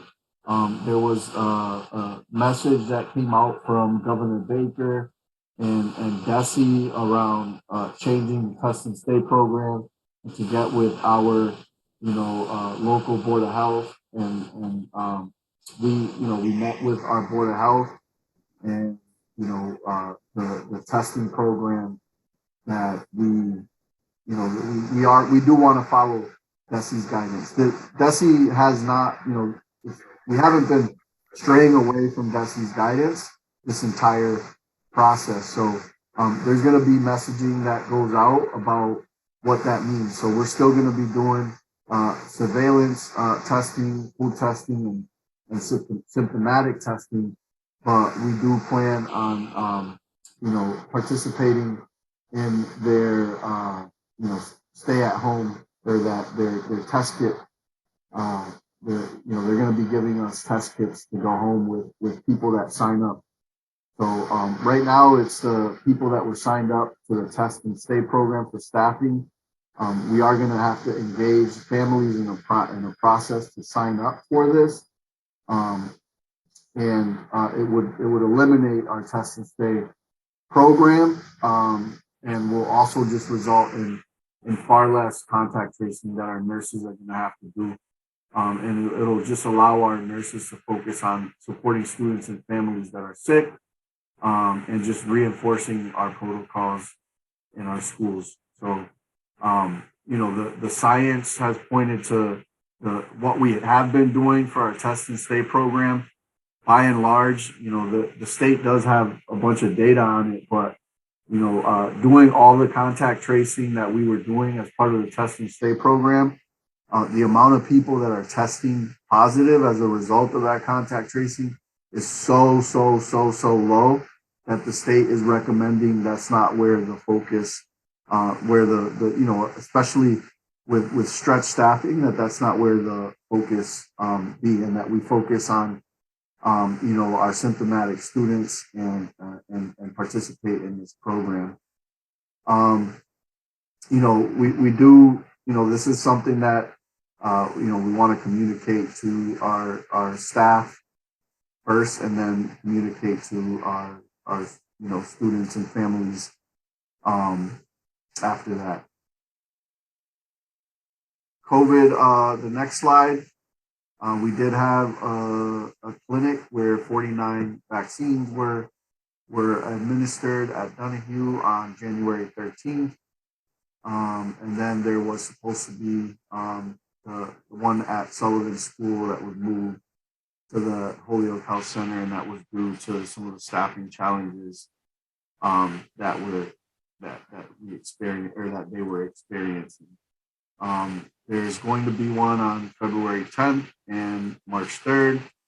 We're going to continue to partner with Holyoke Health Center to offer vaccination clinics. We did have a meeting with the Board of Health earlier. It looks like vaccination rates are getting up there, but we need to continue pushing.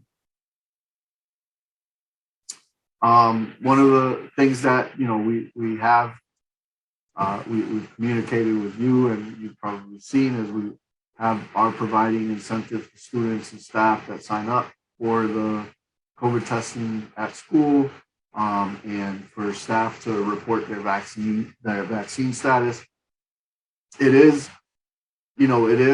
voluntary. This isn't, I feel like there were a few people that had reached out and expressed real strong opinions about, we shouldn't be doing that. We shouldn't be doing that. We aren't forcing this on any of our families. It's still purely voluntary. And many of the people that got vaccinated had done so before we were offering these. So it just allows us to get a pulse on how many students and staff are vaccinated. And then in terms of participating in the testing, it allows us to offer more, it allows us to know and offer more to incentivize families to doing this. It is something that we want to continue. It is one of our biggest protocols, that testing program. So we want to continue to promote that as a way to minimize spread in schools. Cases by month, you can see the huge spike in January. Luckily, we didn't come back to school right away in January. We had that extra week after the holiday break. But you can see that the number of cases drastically spiked in December and in January. And over the past month, between December 19th and January 19th, we had about 752 positive cases.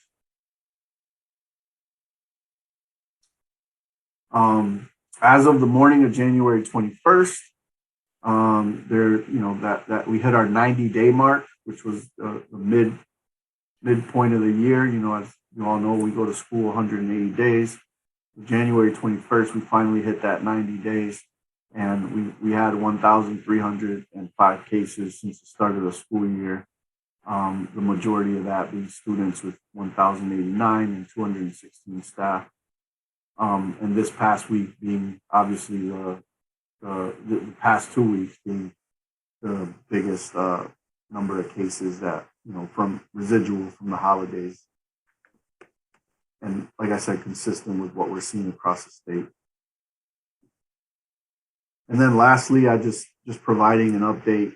We continue to trail the state average in terms of full vaccination status, but with what the Board of Health is doing and our partnership with them, we hope to continue to get these vaccination rates up in the community, because we know that COVID, the majority of the cases that are happening are not, they're not happening at school, they're happening in the community and getting reported to the Board of Health. And then from there, we report these numbers. So a large number of, I don't have the exact statistics, but a large number of cases that are reported come over the weekend, where families, call the Board of Health, or they go get tested, they test positive, and then the Board of Health lets us know, and we report those numbers.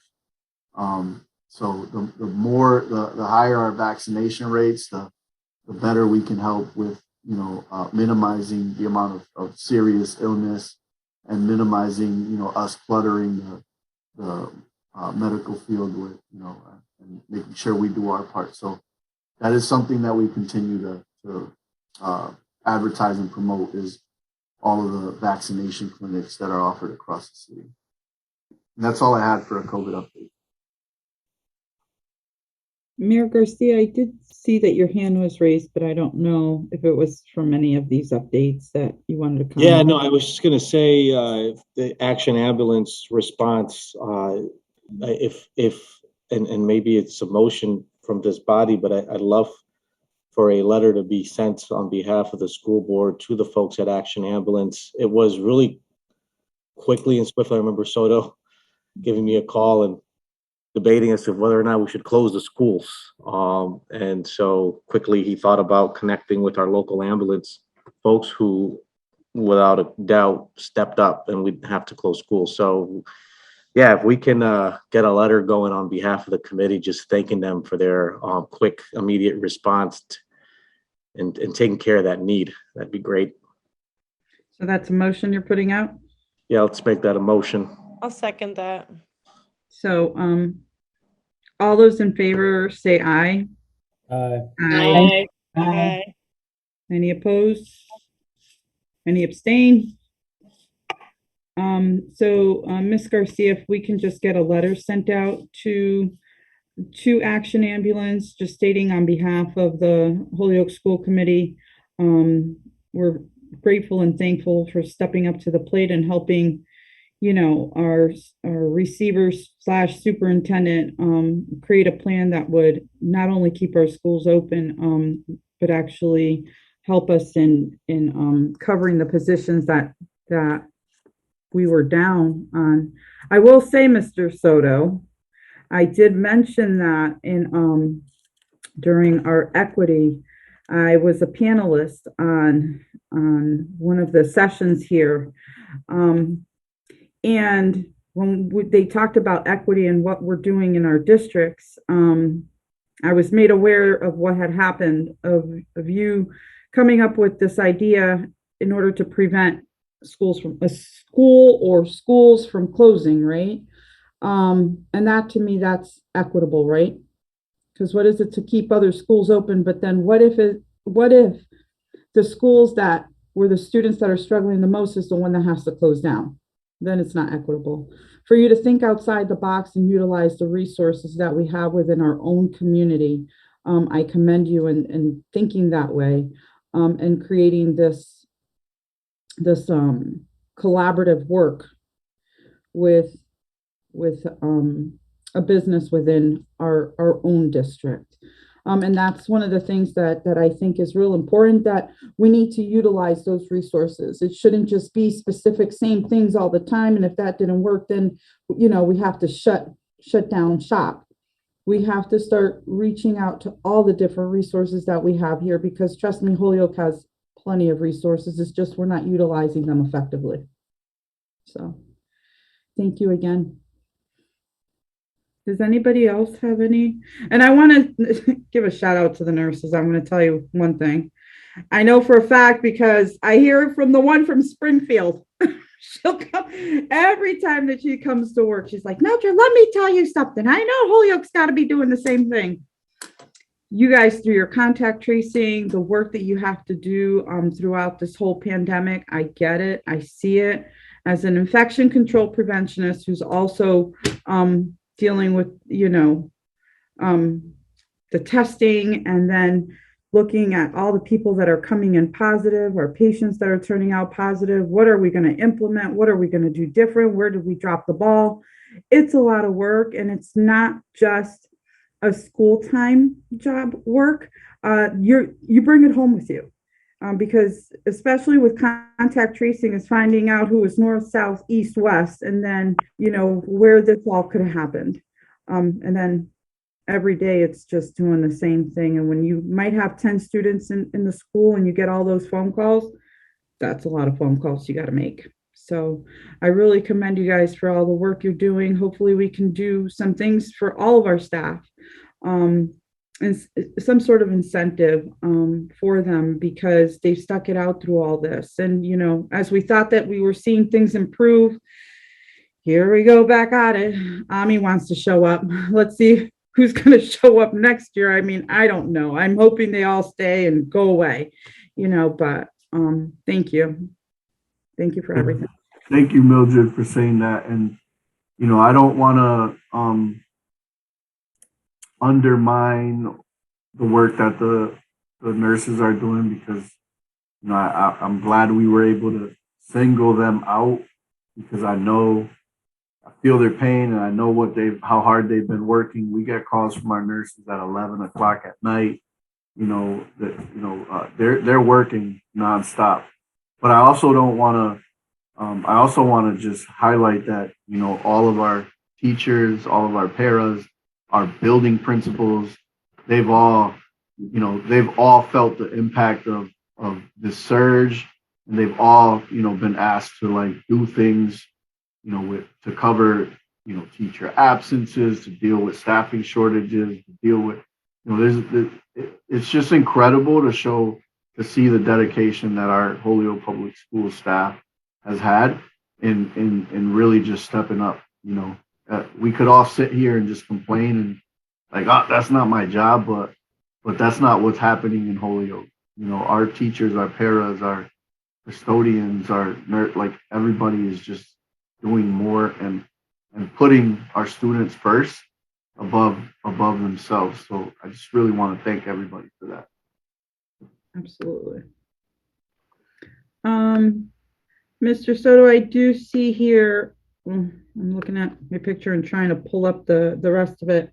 I know much of the information that is understood superintendent receiver reports is FYI information only. So like the dual language information sessions, the quarterly one reflection update, food service update, MAG's presentation to joint committee and joint committee presentations. So if everybody has reviewed it, does anybody have any questions or comments that they want to make? I see Miss Brunel. Hi, thanks, Mildred. So I had asked for an update on dual language, but it wasn't necessarily related to the topics that were sent out. I'm more looking for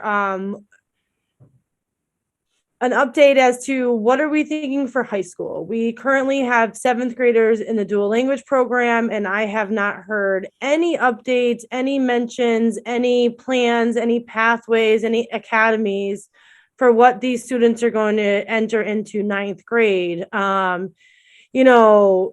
It would be a tragedy if they got to 9th grade and were just simply expected to take Spanish 4. Like that won't be acceptable. So I just don't know what we're working on.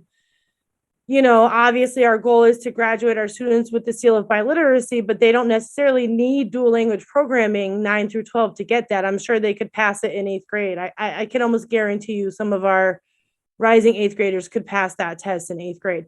But again, so the reason I brought this up for the agenda tonight was so that we could just start discussing and I could get an update from whether or not the dual language task force, which I kind of feel like a school committee member should be on that. I'm not sure if we have one assigned to, if they're working on academies or plans for what we're going to do in high school.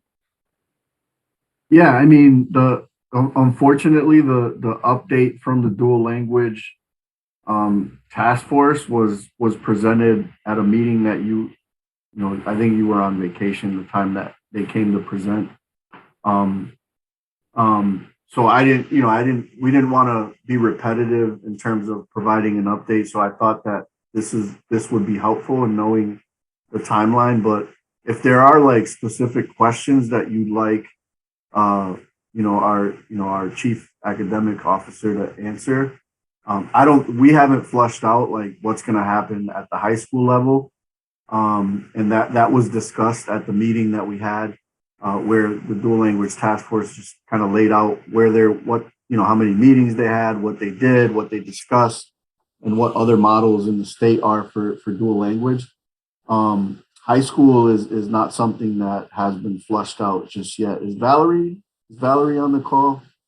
So I would just have to say that I think figuring out high school is super important. I mean, my kids have been the guinea pig since the day this program started, and they're going to be there in a year and a half. And, yeah, we need to know, are we going to be able to offer them a science in Spanish or a math in Spanish? Is there going to be something for them? So, I apologize. You are correct. I was in St. Thomas during our November meeting, but if like you said, if Valerie or whomever in the task force, this just has to be something that we're conscious of and we Yeah. need to start working on, because they're going to be there before we know it.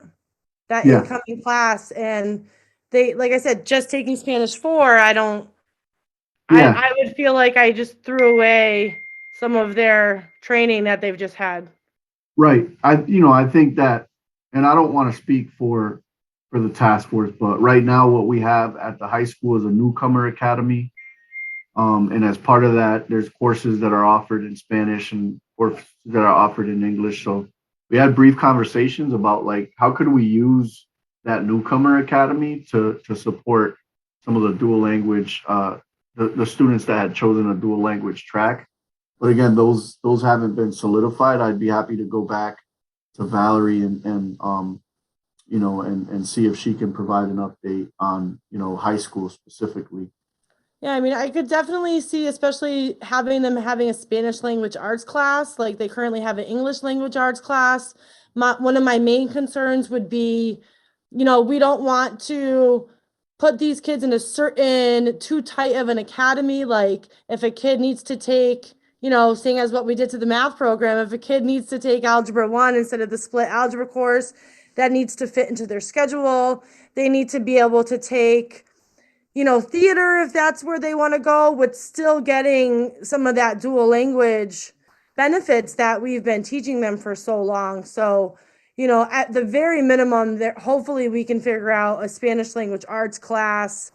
I don't know, but it's just something that we really need to, I don't know who or what or when or why or how, but that we as a district need to make sure that we're looking at sooner than later, because they're good. Like you just pointed out, we're halfway through this school year.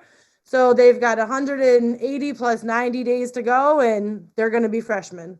And we don't want to lose all these students. I mean, granted, where else would they go for a Spanish education? But we just want to make sure that the program we're developing as one of our key strategies here in Holyoke, and one of the programs that we're expanding on and enhancing year in and year out, doesn't fall flat come ninth grade. That would be a travesty for the district as a whole. Thank you, Ms. Brunel. Does anybody else have any questions or comments on any of the FYI information? So, no, I do. Okay, so looking at the quarterly 1 reflection and update, two separate things. There was one talking about the school councils. There's one school that still doesn't have an established school council. Do we know which one that is?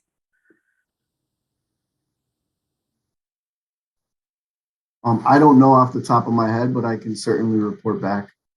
Okay. Medcalf just voted on their student councils this week. So if they were one School of them, council. I know. Oh, I'm sorry. I thought you meant the councils that Anthony was forming. I apologize. Oh, okay. No. Sounds like we might have a Brunel on the commit on the task force, huh? No, she didn't get it, but that's okay.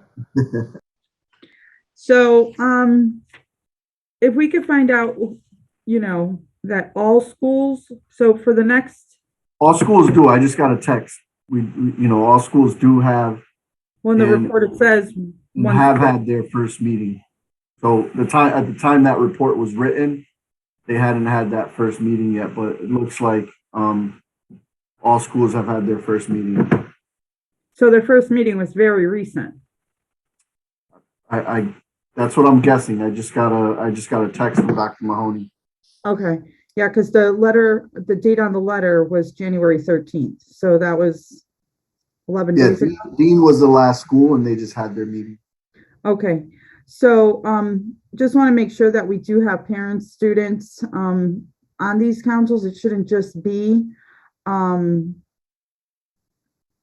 staff, because again, it's tough. I'm not gonna lie, it's tough. We're trying to get community members, family. Like, if I were to sit here and say, like, yeah, we got, our committee councils are so robust and so many people. I get it, Mr. Soto, but at the same time, those should have never gone away. There were school councils. I remember the one for Kelly School. It was myself. This was when Miss Glasheen was there. It was myself, Gladys LeBron Martinez. We had Donald. That is how we discovered Mildred, yeah. So, I mean, I agree. We're there, and there was a development of a school improvement plan. And that's very important because I mean, again, if we're talking about transitioning, hopefully at some point out of receivership, this community has to own as well. It's not just the school committee that has to own all the downfalls and all the improvements. It's the community as a whole. Because it's our actions as well out in the community, what we say, what we do, also reflects on how we're perceived by the state, on whether or not we're prepared. The other thing that I had wanted to talk about was the progress on the access. I saw that, for the 2021, 2021, low percentage, right? But what I did notice that, like the progress for grades 1 through 8, it was 10.1%. 9 through 12 was 1.8%. But the lowest participation was grades 9 through 12, where only 20% of those that are enrolled actually participated. So what are we doing, or what are we going to do? What we're doing is we're back in school, Mildred. So No, I know, but to ensure participation, why didn't we seek out other districts? If you remember, so last year our high schools weren't in person, right? They weren't in person until like late April. And unfortunately, the access test wasn't allowed to be administered remotely. You had to have students come in. And we just couldn't get, especially in that grade. If you remember, I think it was April 26th was when we went back to a hybrid model. But up until then, the high schools weren't in person. We had phased in cohort C, and then we phased in the elementary school and elementary and middle schools, and then the high schools were the last to come back, I believe all the way at the end of April. But these tests, they had to be administered in person. But so like we're making sure that I want to be at 100% testing. We need to. So we're looking at and I think that part of it was during the pandemic last year, we were just overwhelming families with communications and surveys and this and that. I think that this was something that just families didn't think like, all right, I gotta bring my kid in to get tested. So we're really campaigning this year to make sure we get 100% of our access students tested. Now that we're in person, we just really need to work with our building leaders and our family engagement team to stress the importance of this test. Okay. I know it was crappy last year. I get it. Yeah, but I think it was just we couldn't administer remotely, and students were learning remotely. So getting them to come in when they weren't coming in regularly for school, they were learning remotely, was a challenge. I could see why a lot of families were like, "No, we're not going to do that." But we also have to look at also from 2017 as well, because I did see that there were some areas where we went backwards. So we regret. Yeah. So we also got to look at what can we do to get the students to where they should be. Is it through participation? Is it through curriculum? I don't know. Yeah, I'm not. That is a huge area, Mildred. Our English language learner students are not acquiring the English language as rapidly as we like, and we really need to figure out what it is. So aside from the language access test and survey to families and all that, we really need to look at how we're delivering services to our ELL population and make sure that like we make progress in that area. If our ELL students and if we fix that problem, will start to address, it'll actually have a domino effect on, on better outcomes overall for the district. We have I think 19% of our students are English language learners and 28% are special ed. We really need to look at how those services are delivered and make sure that, we do a better job. Mr. Romero.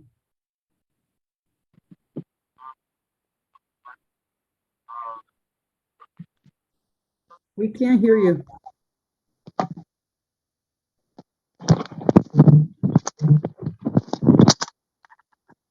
I'm sorry about that. Okay. We're still dealing with this situation. So, what will be done for those kids that just happen to come out positive and need to take these tests or stuff like that? Like, how are you gonna have them participate? Is there like a plan for this coming up? Yeah, we're gonna, are we referring to the access testing if students get sick and can't Yes, do sir. the testing? Yeah. Yes, sir. Since they need to be done in person, you know what I mean? And like, you can't really leave if you're quarantined. Right. Do you have a plan? Yeah, most of our quarantine periods only last like 5 days. As long as symptoms are improving and they don't have a fever, that guidance came out a few weeks ago. So we have a window where testing is happening, and if it's something we're monitoring now that and our goal is to get to 100%. So it's just something that's regularly monitored, and if a student couldn't do it because they were out sick, then we'll provide them the opportunity to do it when they come back. Thank you. And it just started for this year. It just started 2 weeks ago, the access testing, and it goes all the way through March 4th, I believe. So we have a window of when we could administer it, and we were very clear with all of our building leaders and our and our school supervisors that we expect 100%. Thank you so much. So seeing nothing else, we're gonna move on to new business, and that is the appointment of committees. Those are the subcommittees. So make sure everybody's got a piece of paper and pen so that they're aware of what their committee assignments are going to be. Like we talked about in the retreat, if the school committee is looking at requesting a transition and getting the district back, we need to be doing the work, right? We shouldn't have dropped that ball and just serve as advocates. We should have continued doing the work and taking accountability for the processes that happen throughout the district. So for the joint committee, this year it will be Miss Brunel, and she'll be chairing that committee along with Miss Burks and Mr. Wallahan. Policies. We're going to have Miss Burks, and she'll be chair of that committee, along with Miss Tensley Williams, Miss Wilson, and Mr. Romero. For our finance committee, we have Mr. Wallahan as the chair, Miss Brunel, and Miss Brunel and Miss Wilson. And we are creating what's called a Diversity, Equity, and Inclusion Committee. This committee is going to have a lot of work on their plate, okay? And it could be working alongside with one of the other subcommittees, right? Because when we're looking at diversity, equity, and inclusion, it could be related to policies as well, right? And being that the goal, Mr. Soto, is for your equity team to be reestablished at least by June 2022, that team can also be working with the committee from the school committee. And so for that one, it'll be Miss Feliciano Sims as the chair, Mr. Romero, Mr. Collmore, and this is where I would like the 2 student reps to be a part of. So one of the things that we learned here, right? Which it's not learning, it's kind of what we knew. We have to hear from those that we're servicing, right? How can I tell you what you need if I'm, let's just say I'm 80 years old, how can I tell what a teenager needs in high school to do better? Because we're not connected, right? Like where I'm at, my mindset is thinking, and where their mindset is thinking, we're on two different levels, right? So one of the students here was talking about that a lot of it is, a lot when they go to school is a waste of time, especially when it's that talk of, oh, so how are you feeling today? And oh, how's this? So some of them said, time is of essence. Let's use it wisely. This whole thing of having a kumbaya moment, let's put that aside. We're here to learn something and keep us engaged. So I heard a lot of different points from these students, and it was quite interesting. They were like, hear us, listen from us. You're making decisions for us, but you're not the one sitting here. So it was quite interesting. So it's very important that these student reps are part of the diversity, equity, and inclusion. So with that being said, we've had multiple meetings where I'm not seeing either one or two.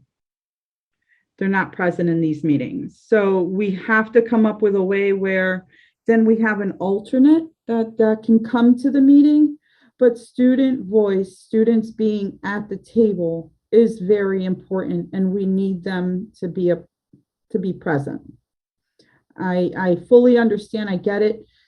They have their things, they have their commitments to their teams. I would never say, don't go to your game and come here. So we need to think, are there alternatives? Is there someone else that could do it, right? Another student, so it'll be like a substitute student that's going to come and present, and then they can both talk to one another, about what happened at the last meeting and move forward.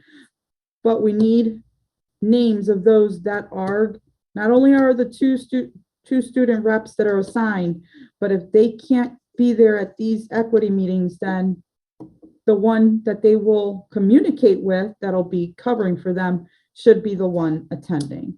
So if we could please reach out, the principals, to both student reps, the one from Dean, the one from Holyoke High School North, when they're not able to, then we need to find someone else that can, to cover for them and to give us the update, because that's what we're here for. We're here to service them, and to hear from them, because that's the only way that we can also improve our schools, is by listening to our students.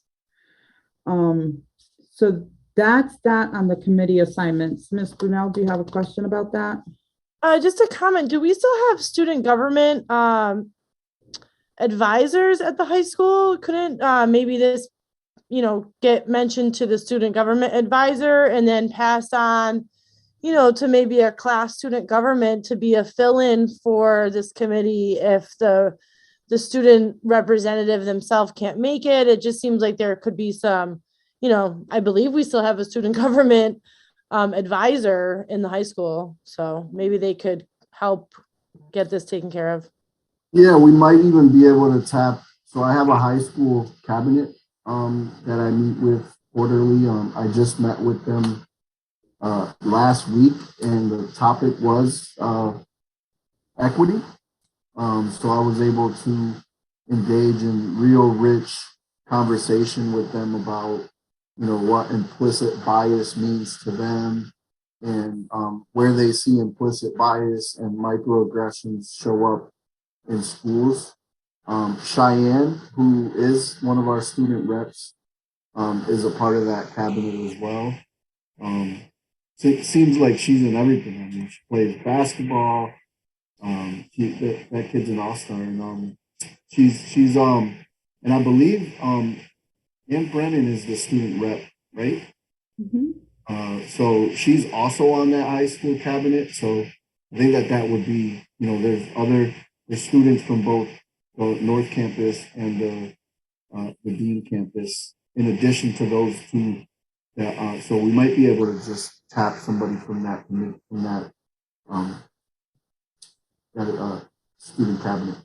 So the thing is that it's got to be a student rep, right? I can't, it's not just students, I'm assigning the student reps. So those that are coming that are student school representatives, or school committee representatives, right? Should be the ones assigned to this or are assigned to this. So, but we need to look at alternatives, because I don't know when was the last meeting we had someone. And so we're not hearing from them. And that's very important. I was going to say Yeah, something. we'll touch base with them for sure. Ms. Wilson? Oh. So both of the reps are very busy. They're very involved in so many different ways. Is it possible that they could even video their presentation to us so that we still hear from them? We may not be able to ask questions, but I'm just wondering, is that a possibility? I mean, it's a possibility, but I'm not trying to be a hardball, people, right? But it's a there's commitment. one thing that I want people to understand. So when we're having these conversations at the round table, right, and we're discussing about all these different things, correct? Then if they're not there, they can't comment. I want them to feel like I want to hear from you. If you're disagreeing with what the district or we're saying that would benefit you, well, talk to us, right? Later on, I don't want to hear, well, they're not listening to us. They don't listen to students. How can I listen to students? How can a student make a comment or say something that we can then work off of if they're not coming? I get it. They are highly involved. I mean, they're very active between sports and everything. So then is there someone else that might want to be in that role that can do it? Because I don't want people giving up on the things that they really enjoy doing, like if it's playing basketball. I mean, I used to be a soccer player. Obviously, I would have picked that, right? Than go to a meeting. But there's opportunities for other students. So then my question is, who picks the students? Is it that students are applying to be for this? They're interviewed and they already know what the expectations are? Or is it that staff is saying, oh, I would like for her to be it or him to be it? So there's two more hands raised. Ms. Burks? I don't think you're being hard on this at all. I think it's factual. We do want to hear from the kids. We need to hear from the kids. And it's important that they are present. But I do think that the current student reps, I mean, they haven't been able to make the meetings for one reason or another, and we do need to look outside the box. We do have students that want to learn student government, are interested in government. I mean, if we think back, Devin Sheehan was the school committee rep when he was in school. Alex Morse was the school committee rep when he was in school. We have students that are actively involved and engaged and want that. And I think that we should be finding ways to reach out to them. But we do need to have students present. And even if we go with 2 students from each school, so that way we're always guaranteed at least one present from each school. But we have to do something at this point because what we're doing is not working. And remember that they also go through a training. Through MASC, there's a training on what's the role of the student rep. Who's going to go? Holyoke seems to lock in that big time. We don't even prepare our student reps to be effective student rep members. They're just winging it. So it's something that takes dedication. It takes a lot of work. It's just not coming and letting us know only small specific items, and I'm not even going to comment on what those might be. I think people will have a general gist to it. Mr. Wallahan. Thank you. Yeah, the system seems to be kind of broke. you kind of keep hearing the excuses that, they're playing sports, they can't come. Well, that's kind of part of the gig, either you can come or you can't. If you're too busy with social activities or sports, then this is not the job for you. Again, Mrs. Lefebvre asked, how do they get chosen? Is it their peers? Are they volunteering for it? Maybe we can have like a rotating basis where maybe there's three students in each school and they take turns. Again, having their perspective is important. I always like to hear, what the social events were for the school. I know we had the food issue that happened last year, and just getting a critique from the students on the food that they were being presented was important to me, just a firsthand perspective. So it's really worthwhile to have them here. Thank you. Can I just answer? The way they're selected is through the student government body. So the student government appoints them, but I'd encourage members to reach out to them. I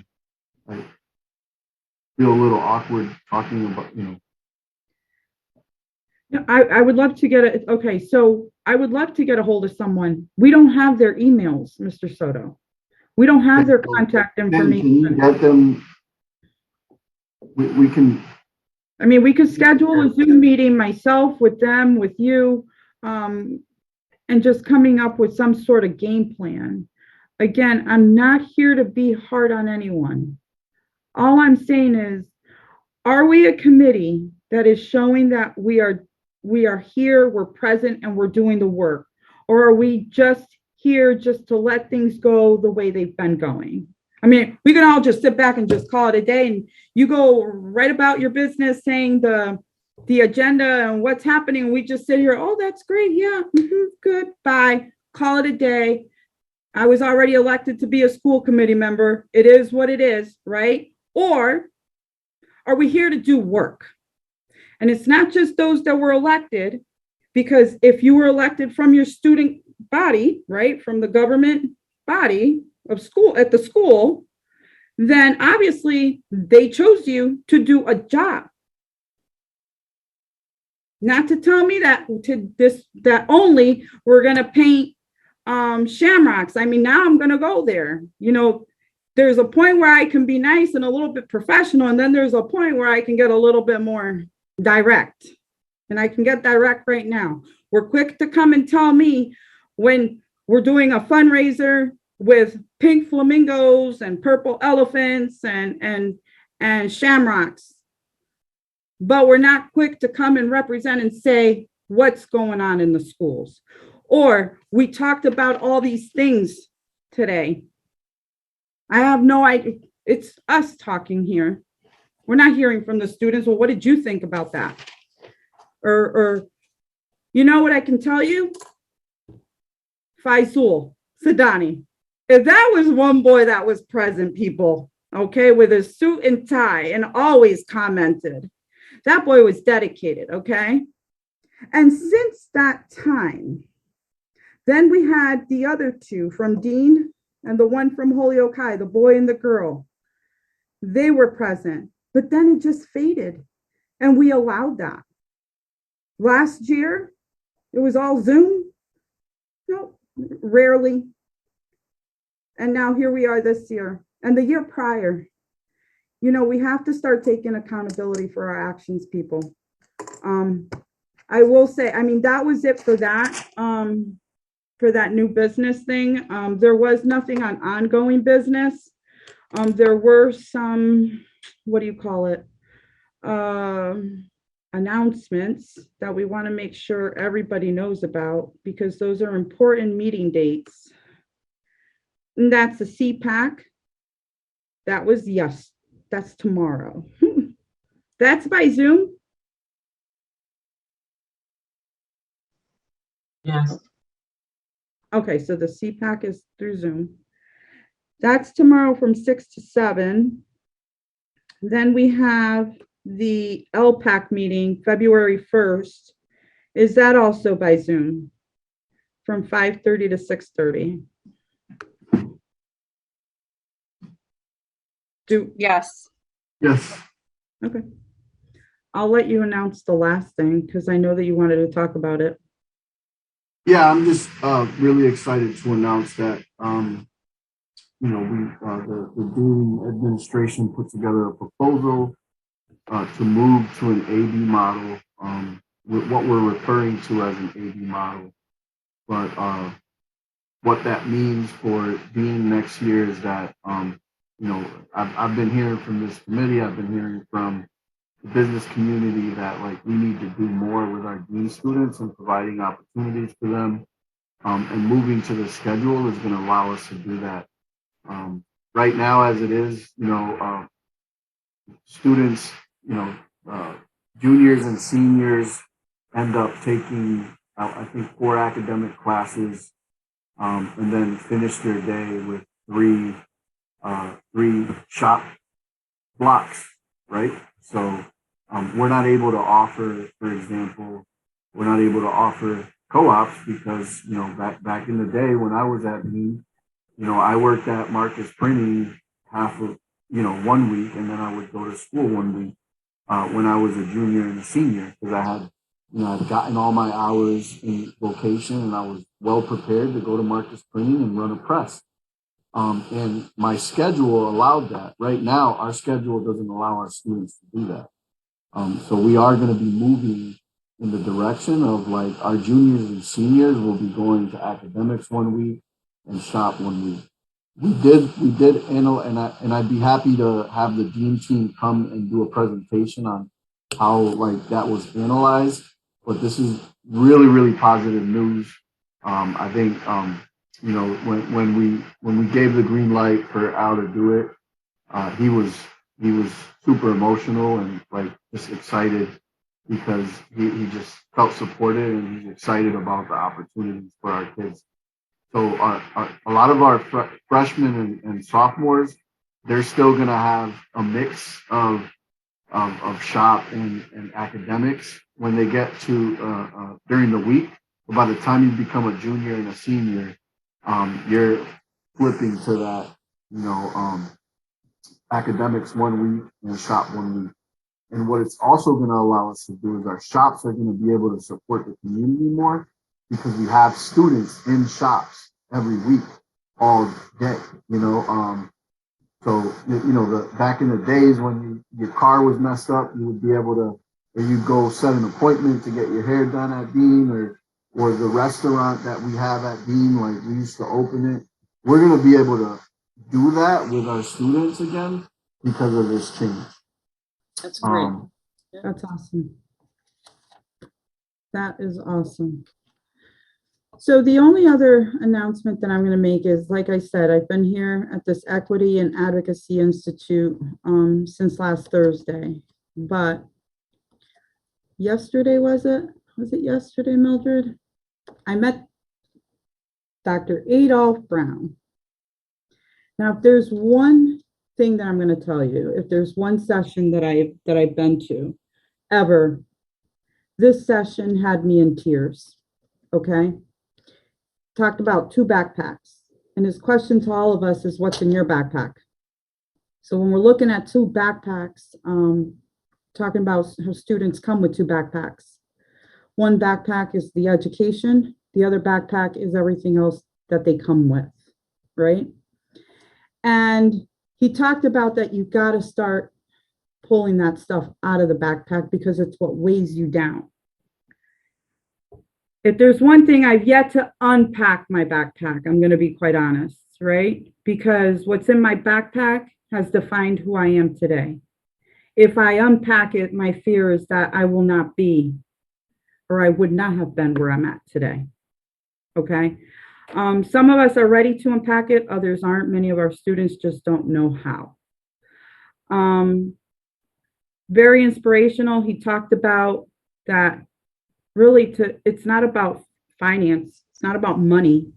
A lot of it and how you reach to kids is through empathy. And that's something that I've always said. You can't teach empathy. You have to want it yourself to be empathetic. We always say that we try to understand the culture of one, right? But how do you truly understand it if you're not part of it? But to want to listen about it and to want to learn about it is a different way of saying it. He talked about those that are incarcerated and how he went around to the different prisons and talked to these inmates and said, you know, what was it that would have kept you in school and engaged? And they talked about it was the teachers, empathy, right? The education, keeping them engaged. Some of them learned by hands-on. It wasn't just sitting there lecturing. It was about meaningful curriculum. So like I said, these students here, we're talking about what do they want to learn from school is life skills, social skills. They were even talking about, I want to know how I buy my first house. How do I open up a checking account? How do I, check my credit score? How should my credit score be? Because eventually that changes everything in my life. How do I save? But we're not teaching our kids those things. Instead, we're teaching them the test, technically. Even my son told me on the phone before I went into that session, he goes, Mom, really, when I finish high school, what am I going to use? It's going to be adding, subtracting, multiplication. Who's going to use everything else? I'm not going to use it because you don't use that in the real world, but I'm constantly learning it. And what's the use of it? And I said it could be for the field job that you're going to take. So then these students came out and said, teach us according to what we want to be. Most of us know what we want to be once we reach high school. So if I want to go into engineering, then provide me with the tools and the curriculum that I would need for the field that I want. Some of us want to, like we've talked about career technical, but others have talked about it, in college readiness. So, I mean, I learned a lot. It's been amazing in this session. And I'm just hoping that, we can start building more empathy throughout the district. We'll reach a lot more students that way. So that's all I have to share. Ms. Wilson? So I just want to say, our teachers are truly, and all of the educators and all of the staff, custodians, you name it, anyone who comes in contact with the students in our schools, they are empathetic. I have, that's one thing that I'm, proud of our schools is our teachers truly caring about our students. So, I know there's always an outlier, but really and truly, the thing that makes Holyoke Public Schools different is the commitment to our students. And with that comes the empathy. Is there anyone else? So is there a motion to adjourn? So moved. So we have a motion. Is there a second? Second. Any discussion? This time we'll do roll call. Ms. Garcia? Mayor Garcia. Yes. Ms. Tafave. Yes. Ms. Brunel. Yes. Mr. Romero. Ms. Tensley Williams. Oh, sorry. Yes. Where am I? Mrs. Burks. Yes. Ms. Feliciano Sims. Yes. Mr. Willihan. Yes. Mr. Callamore. And Ms. Wilson. Yes. Okay, great. Motion passes. The meeting adjourns at 8:45 p.m. Thank you, everyone, and we'll see you next month.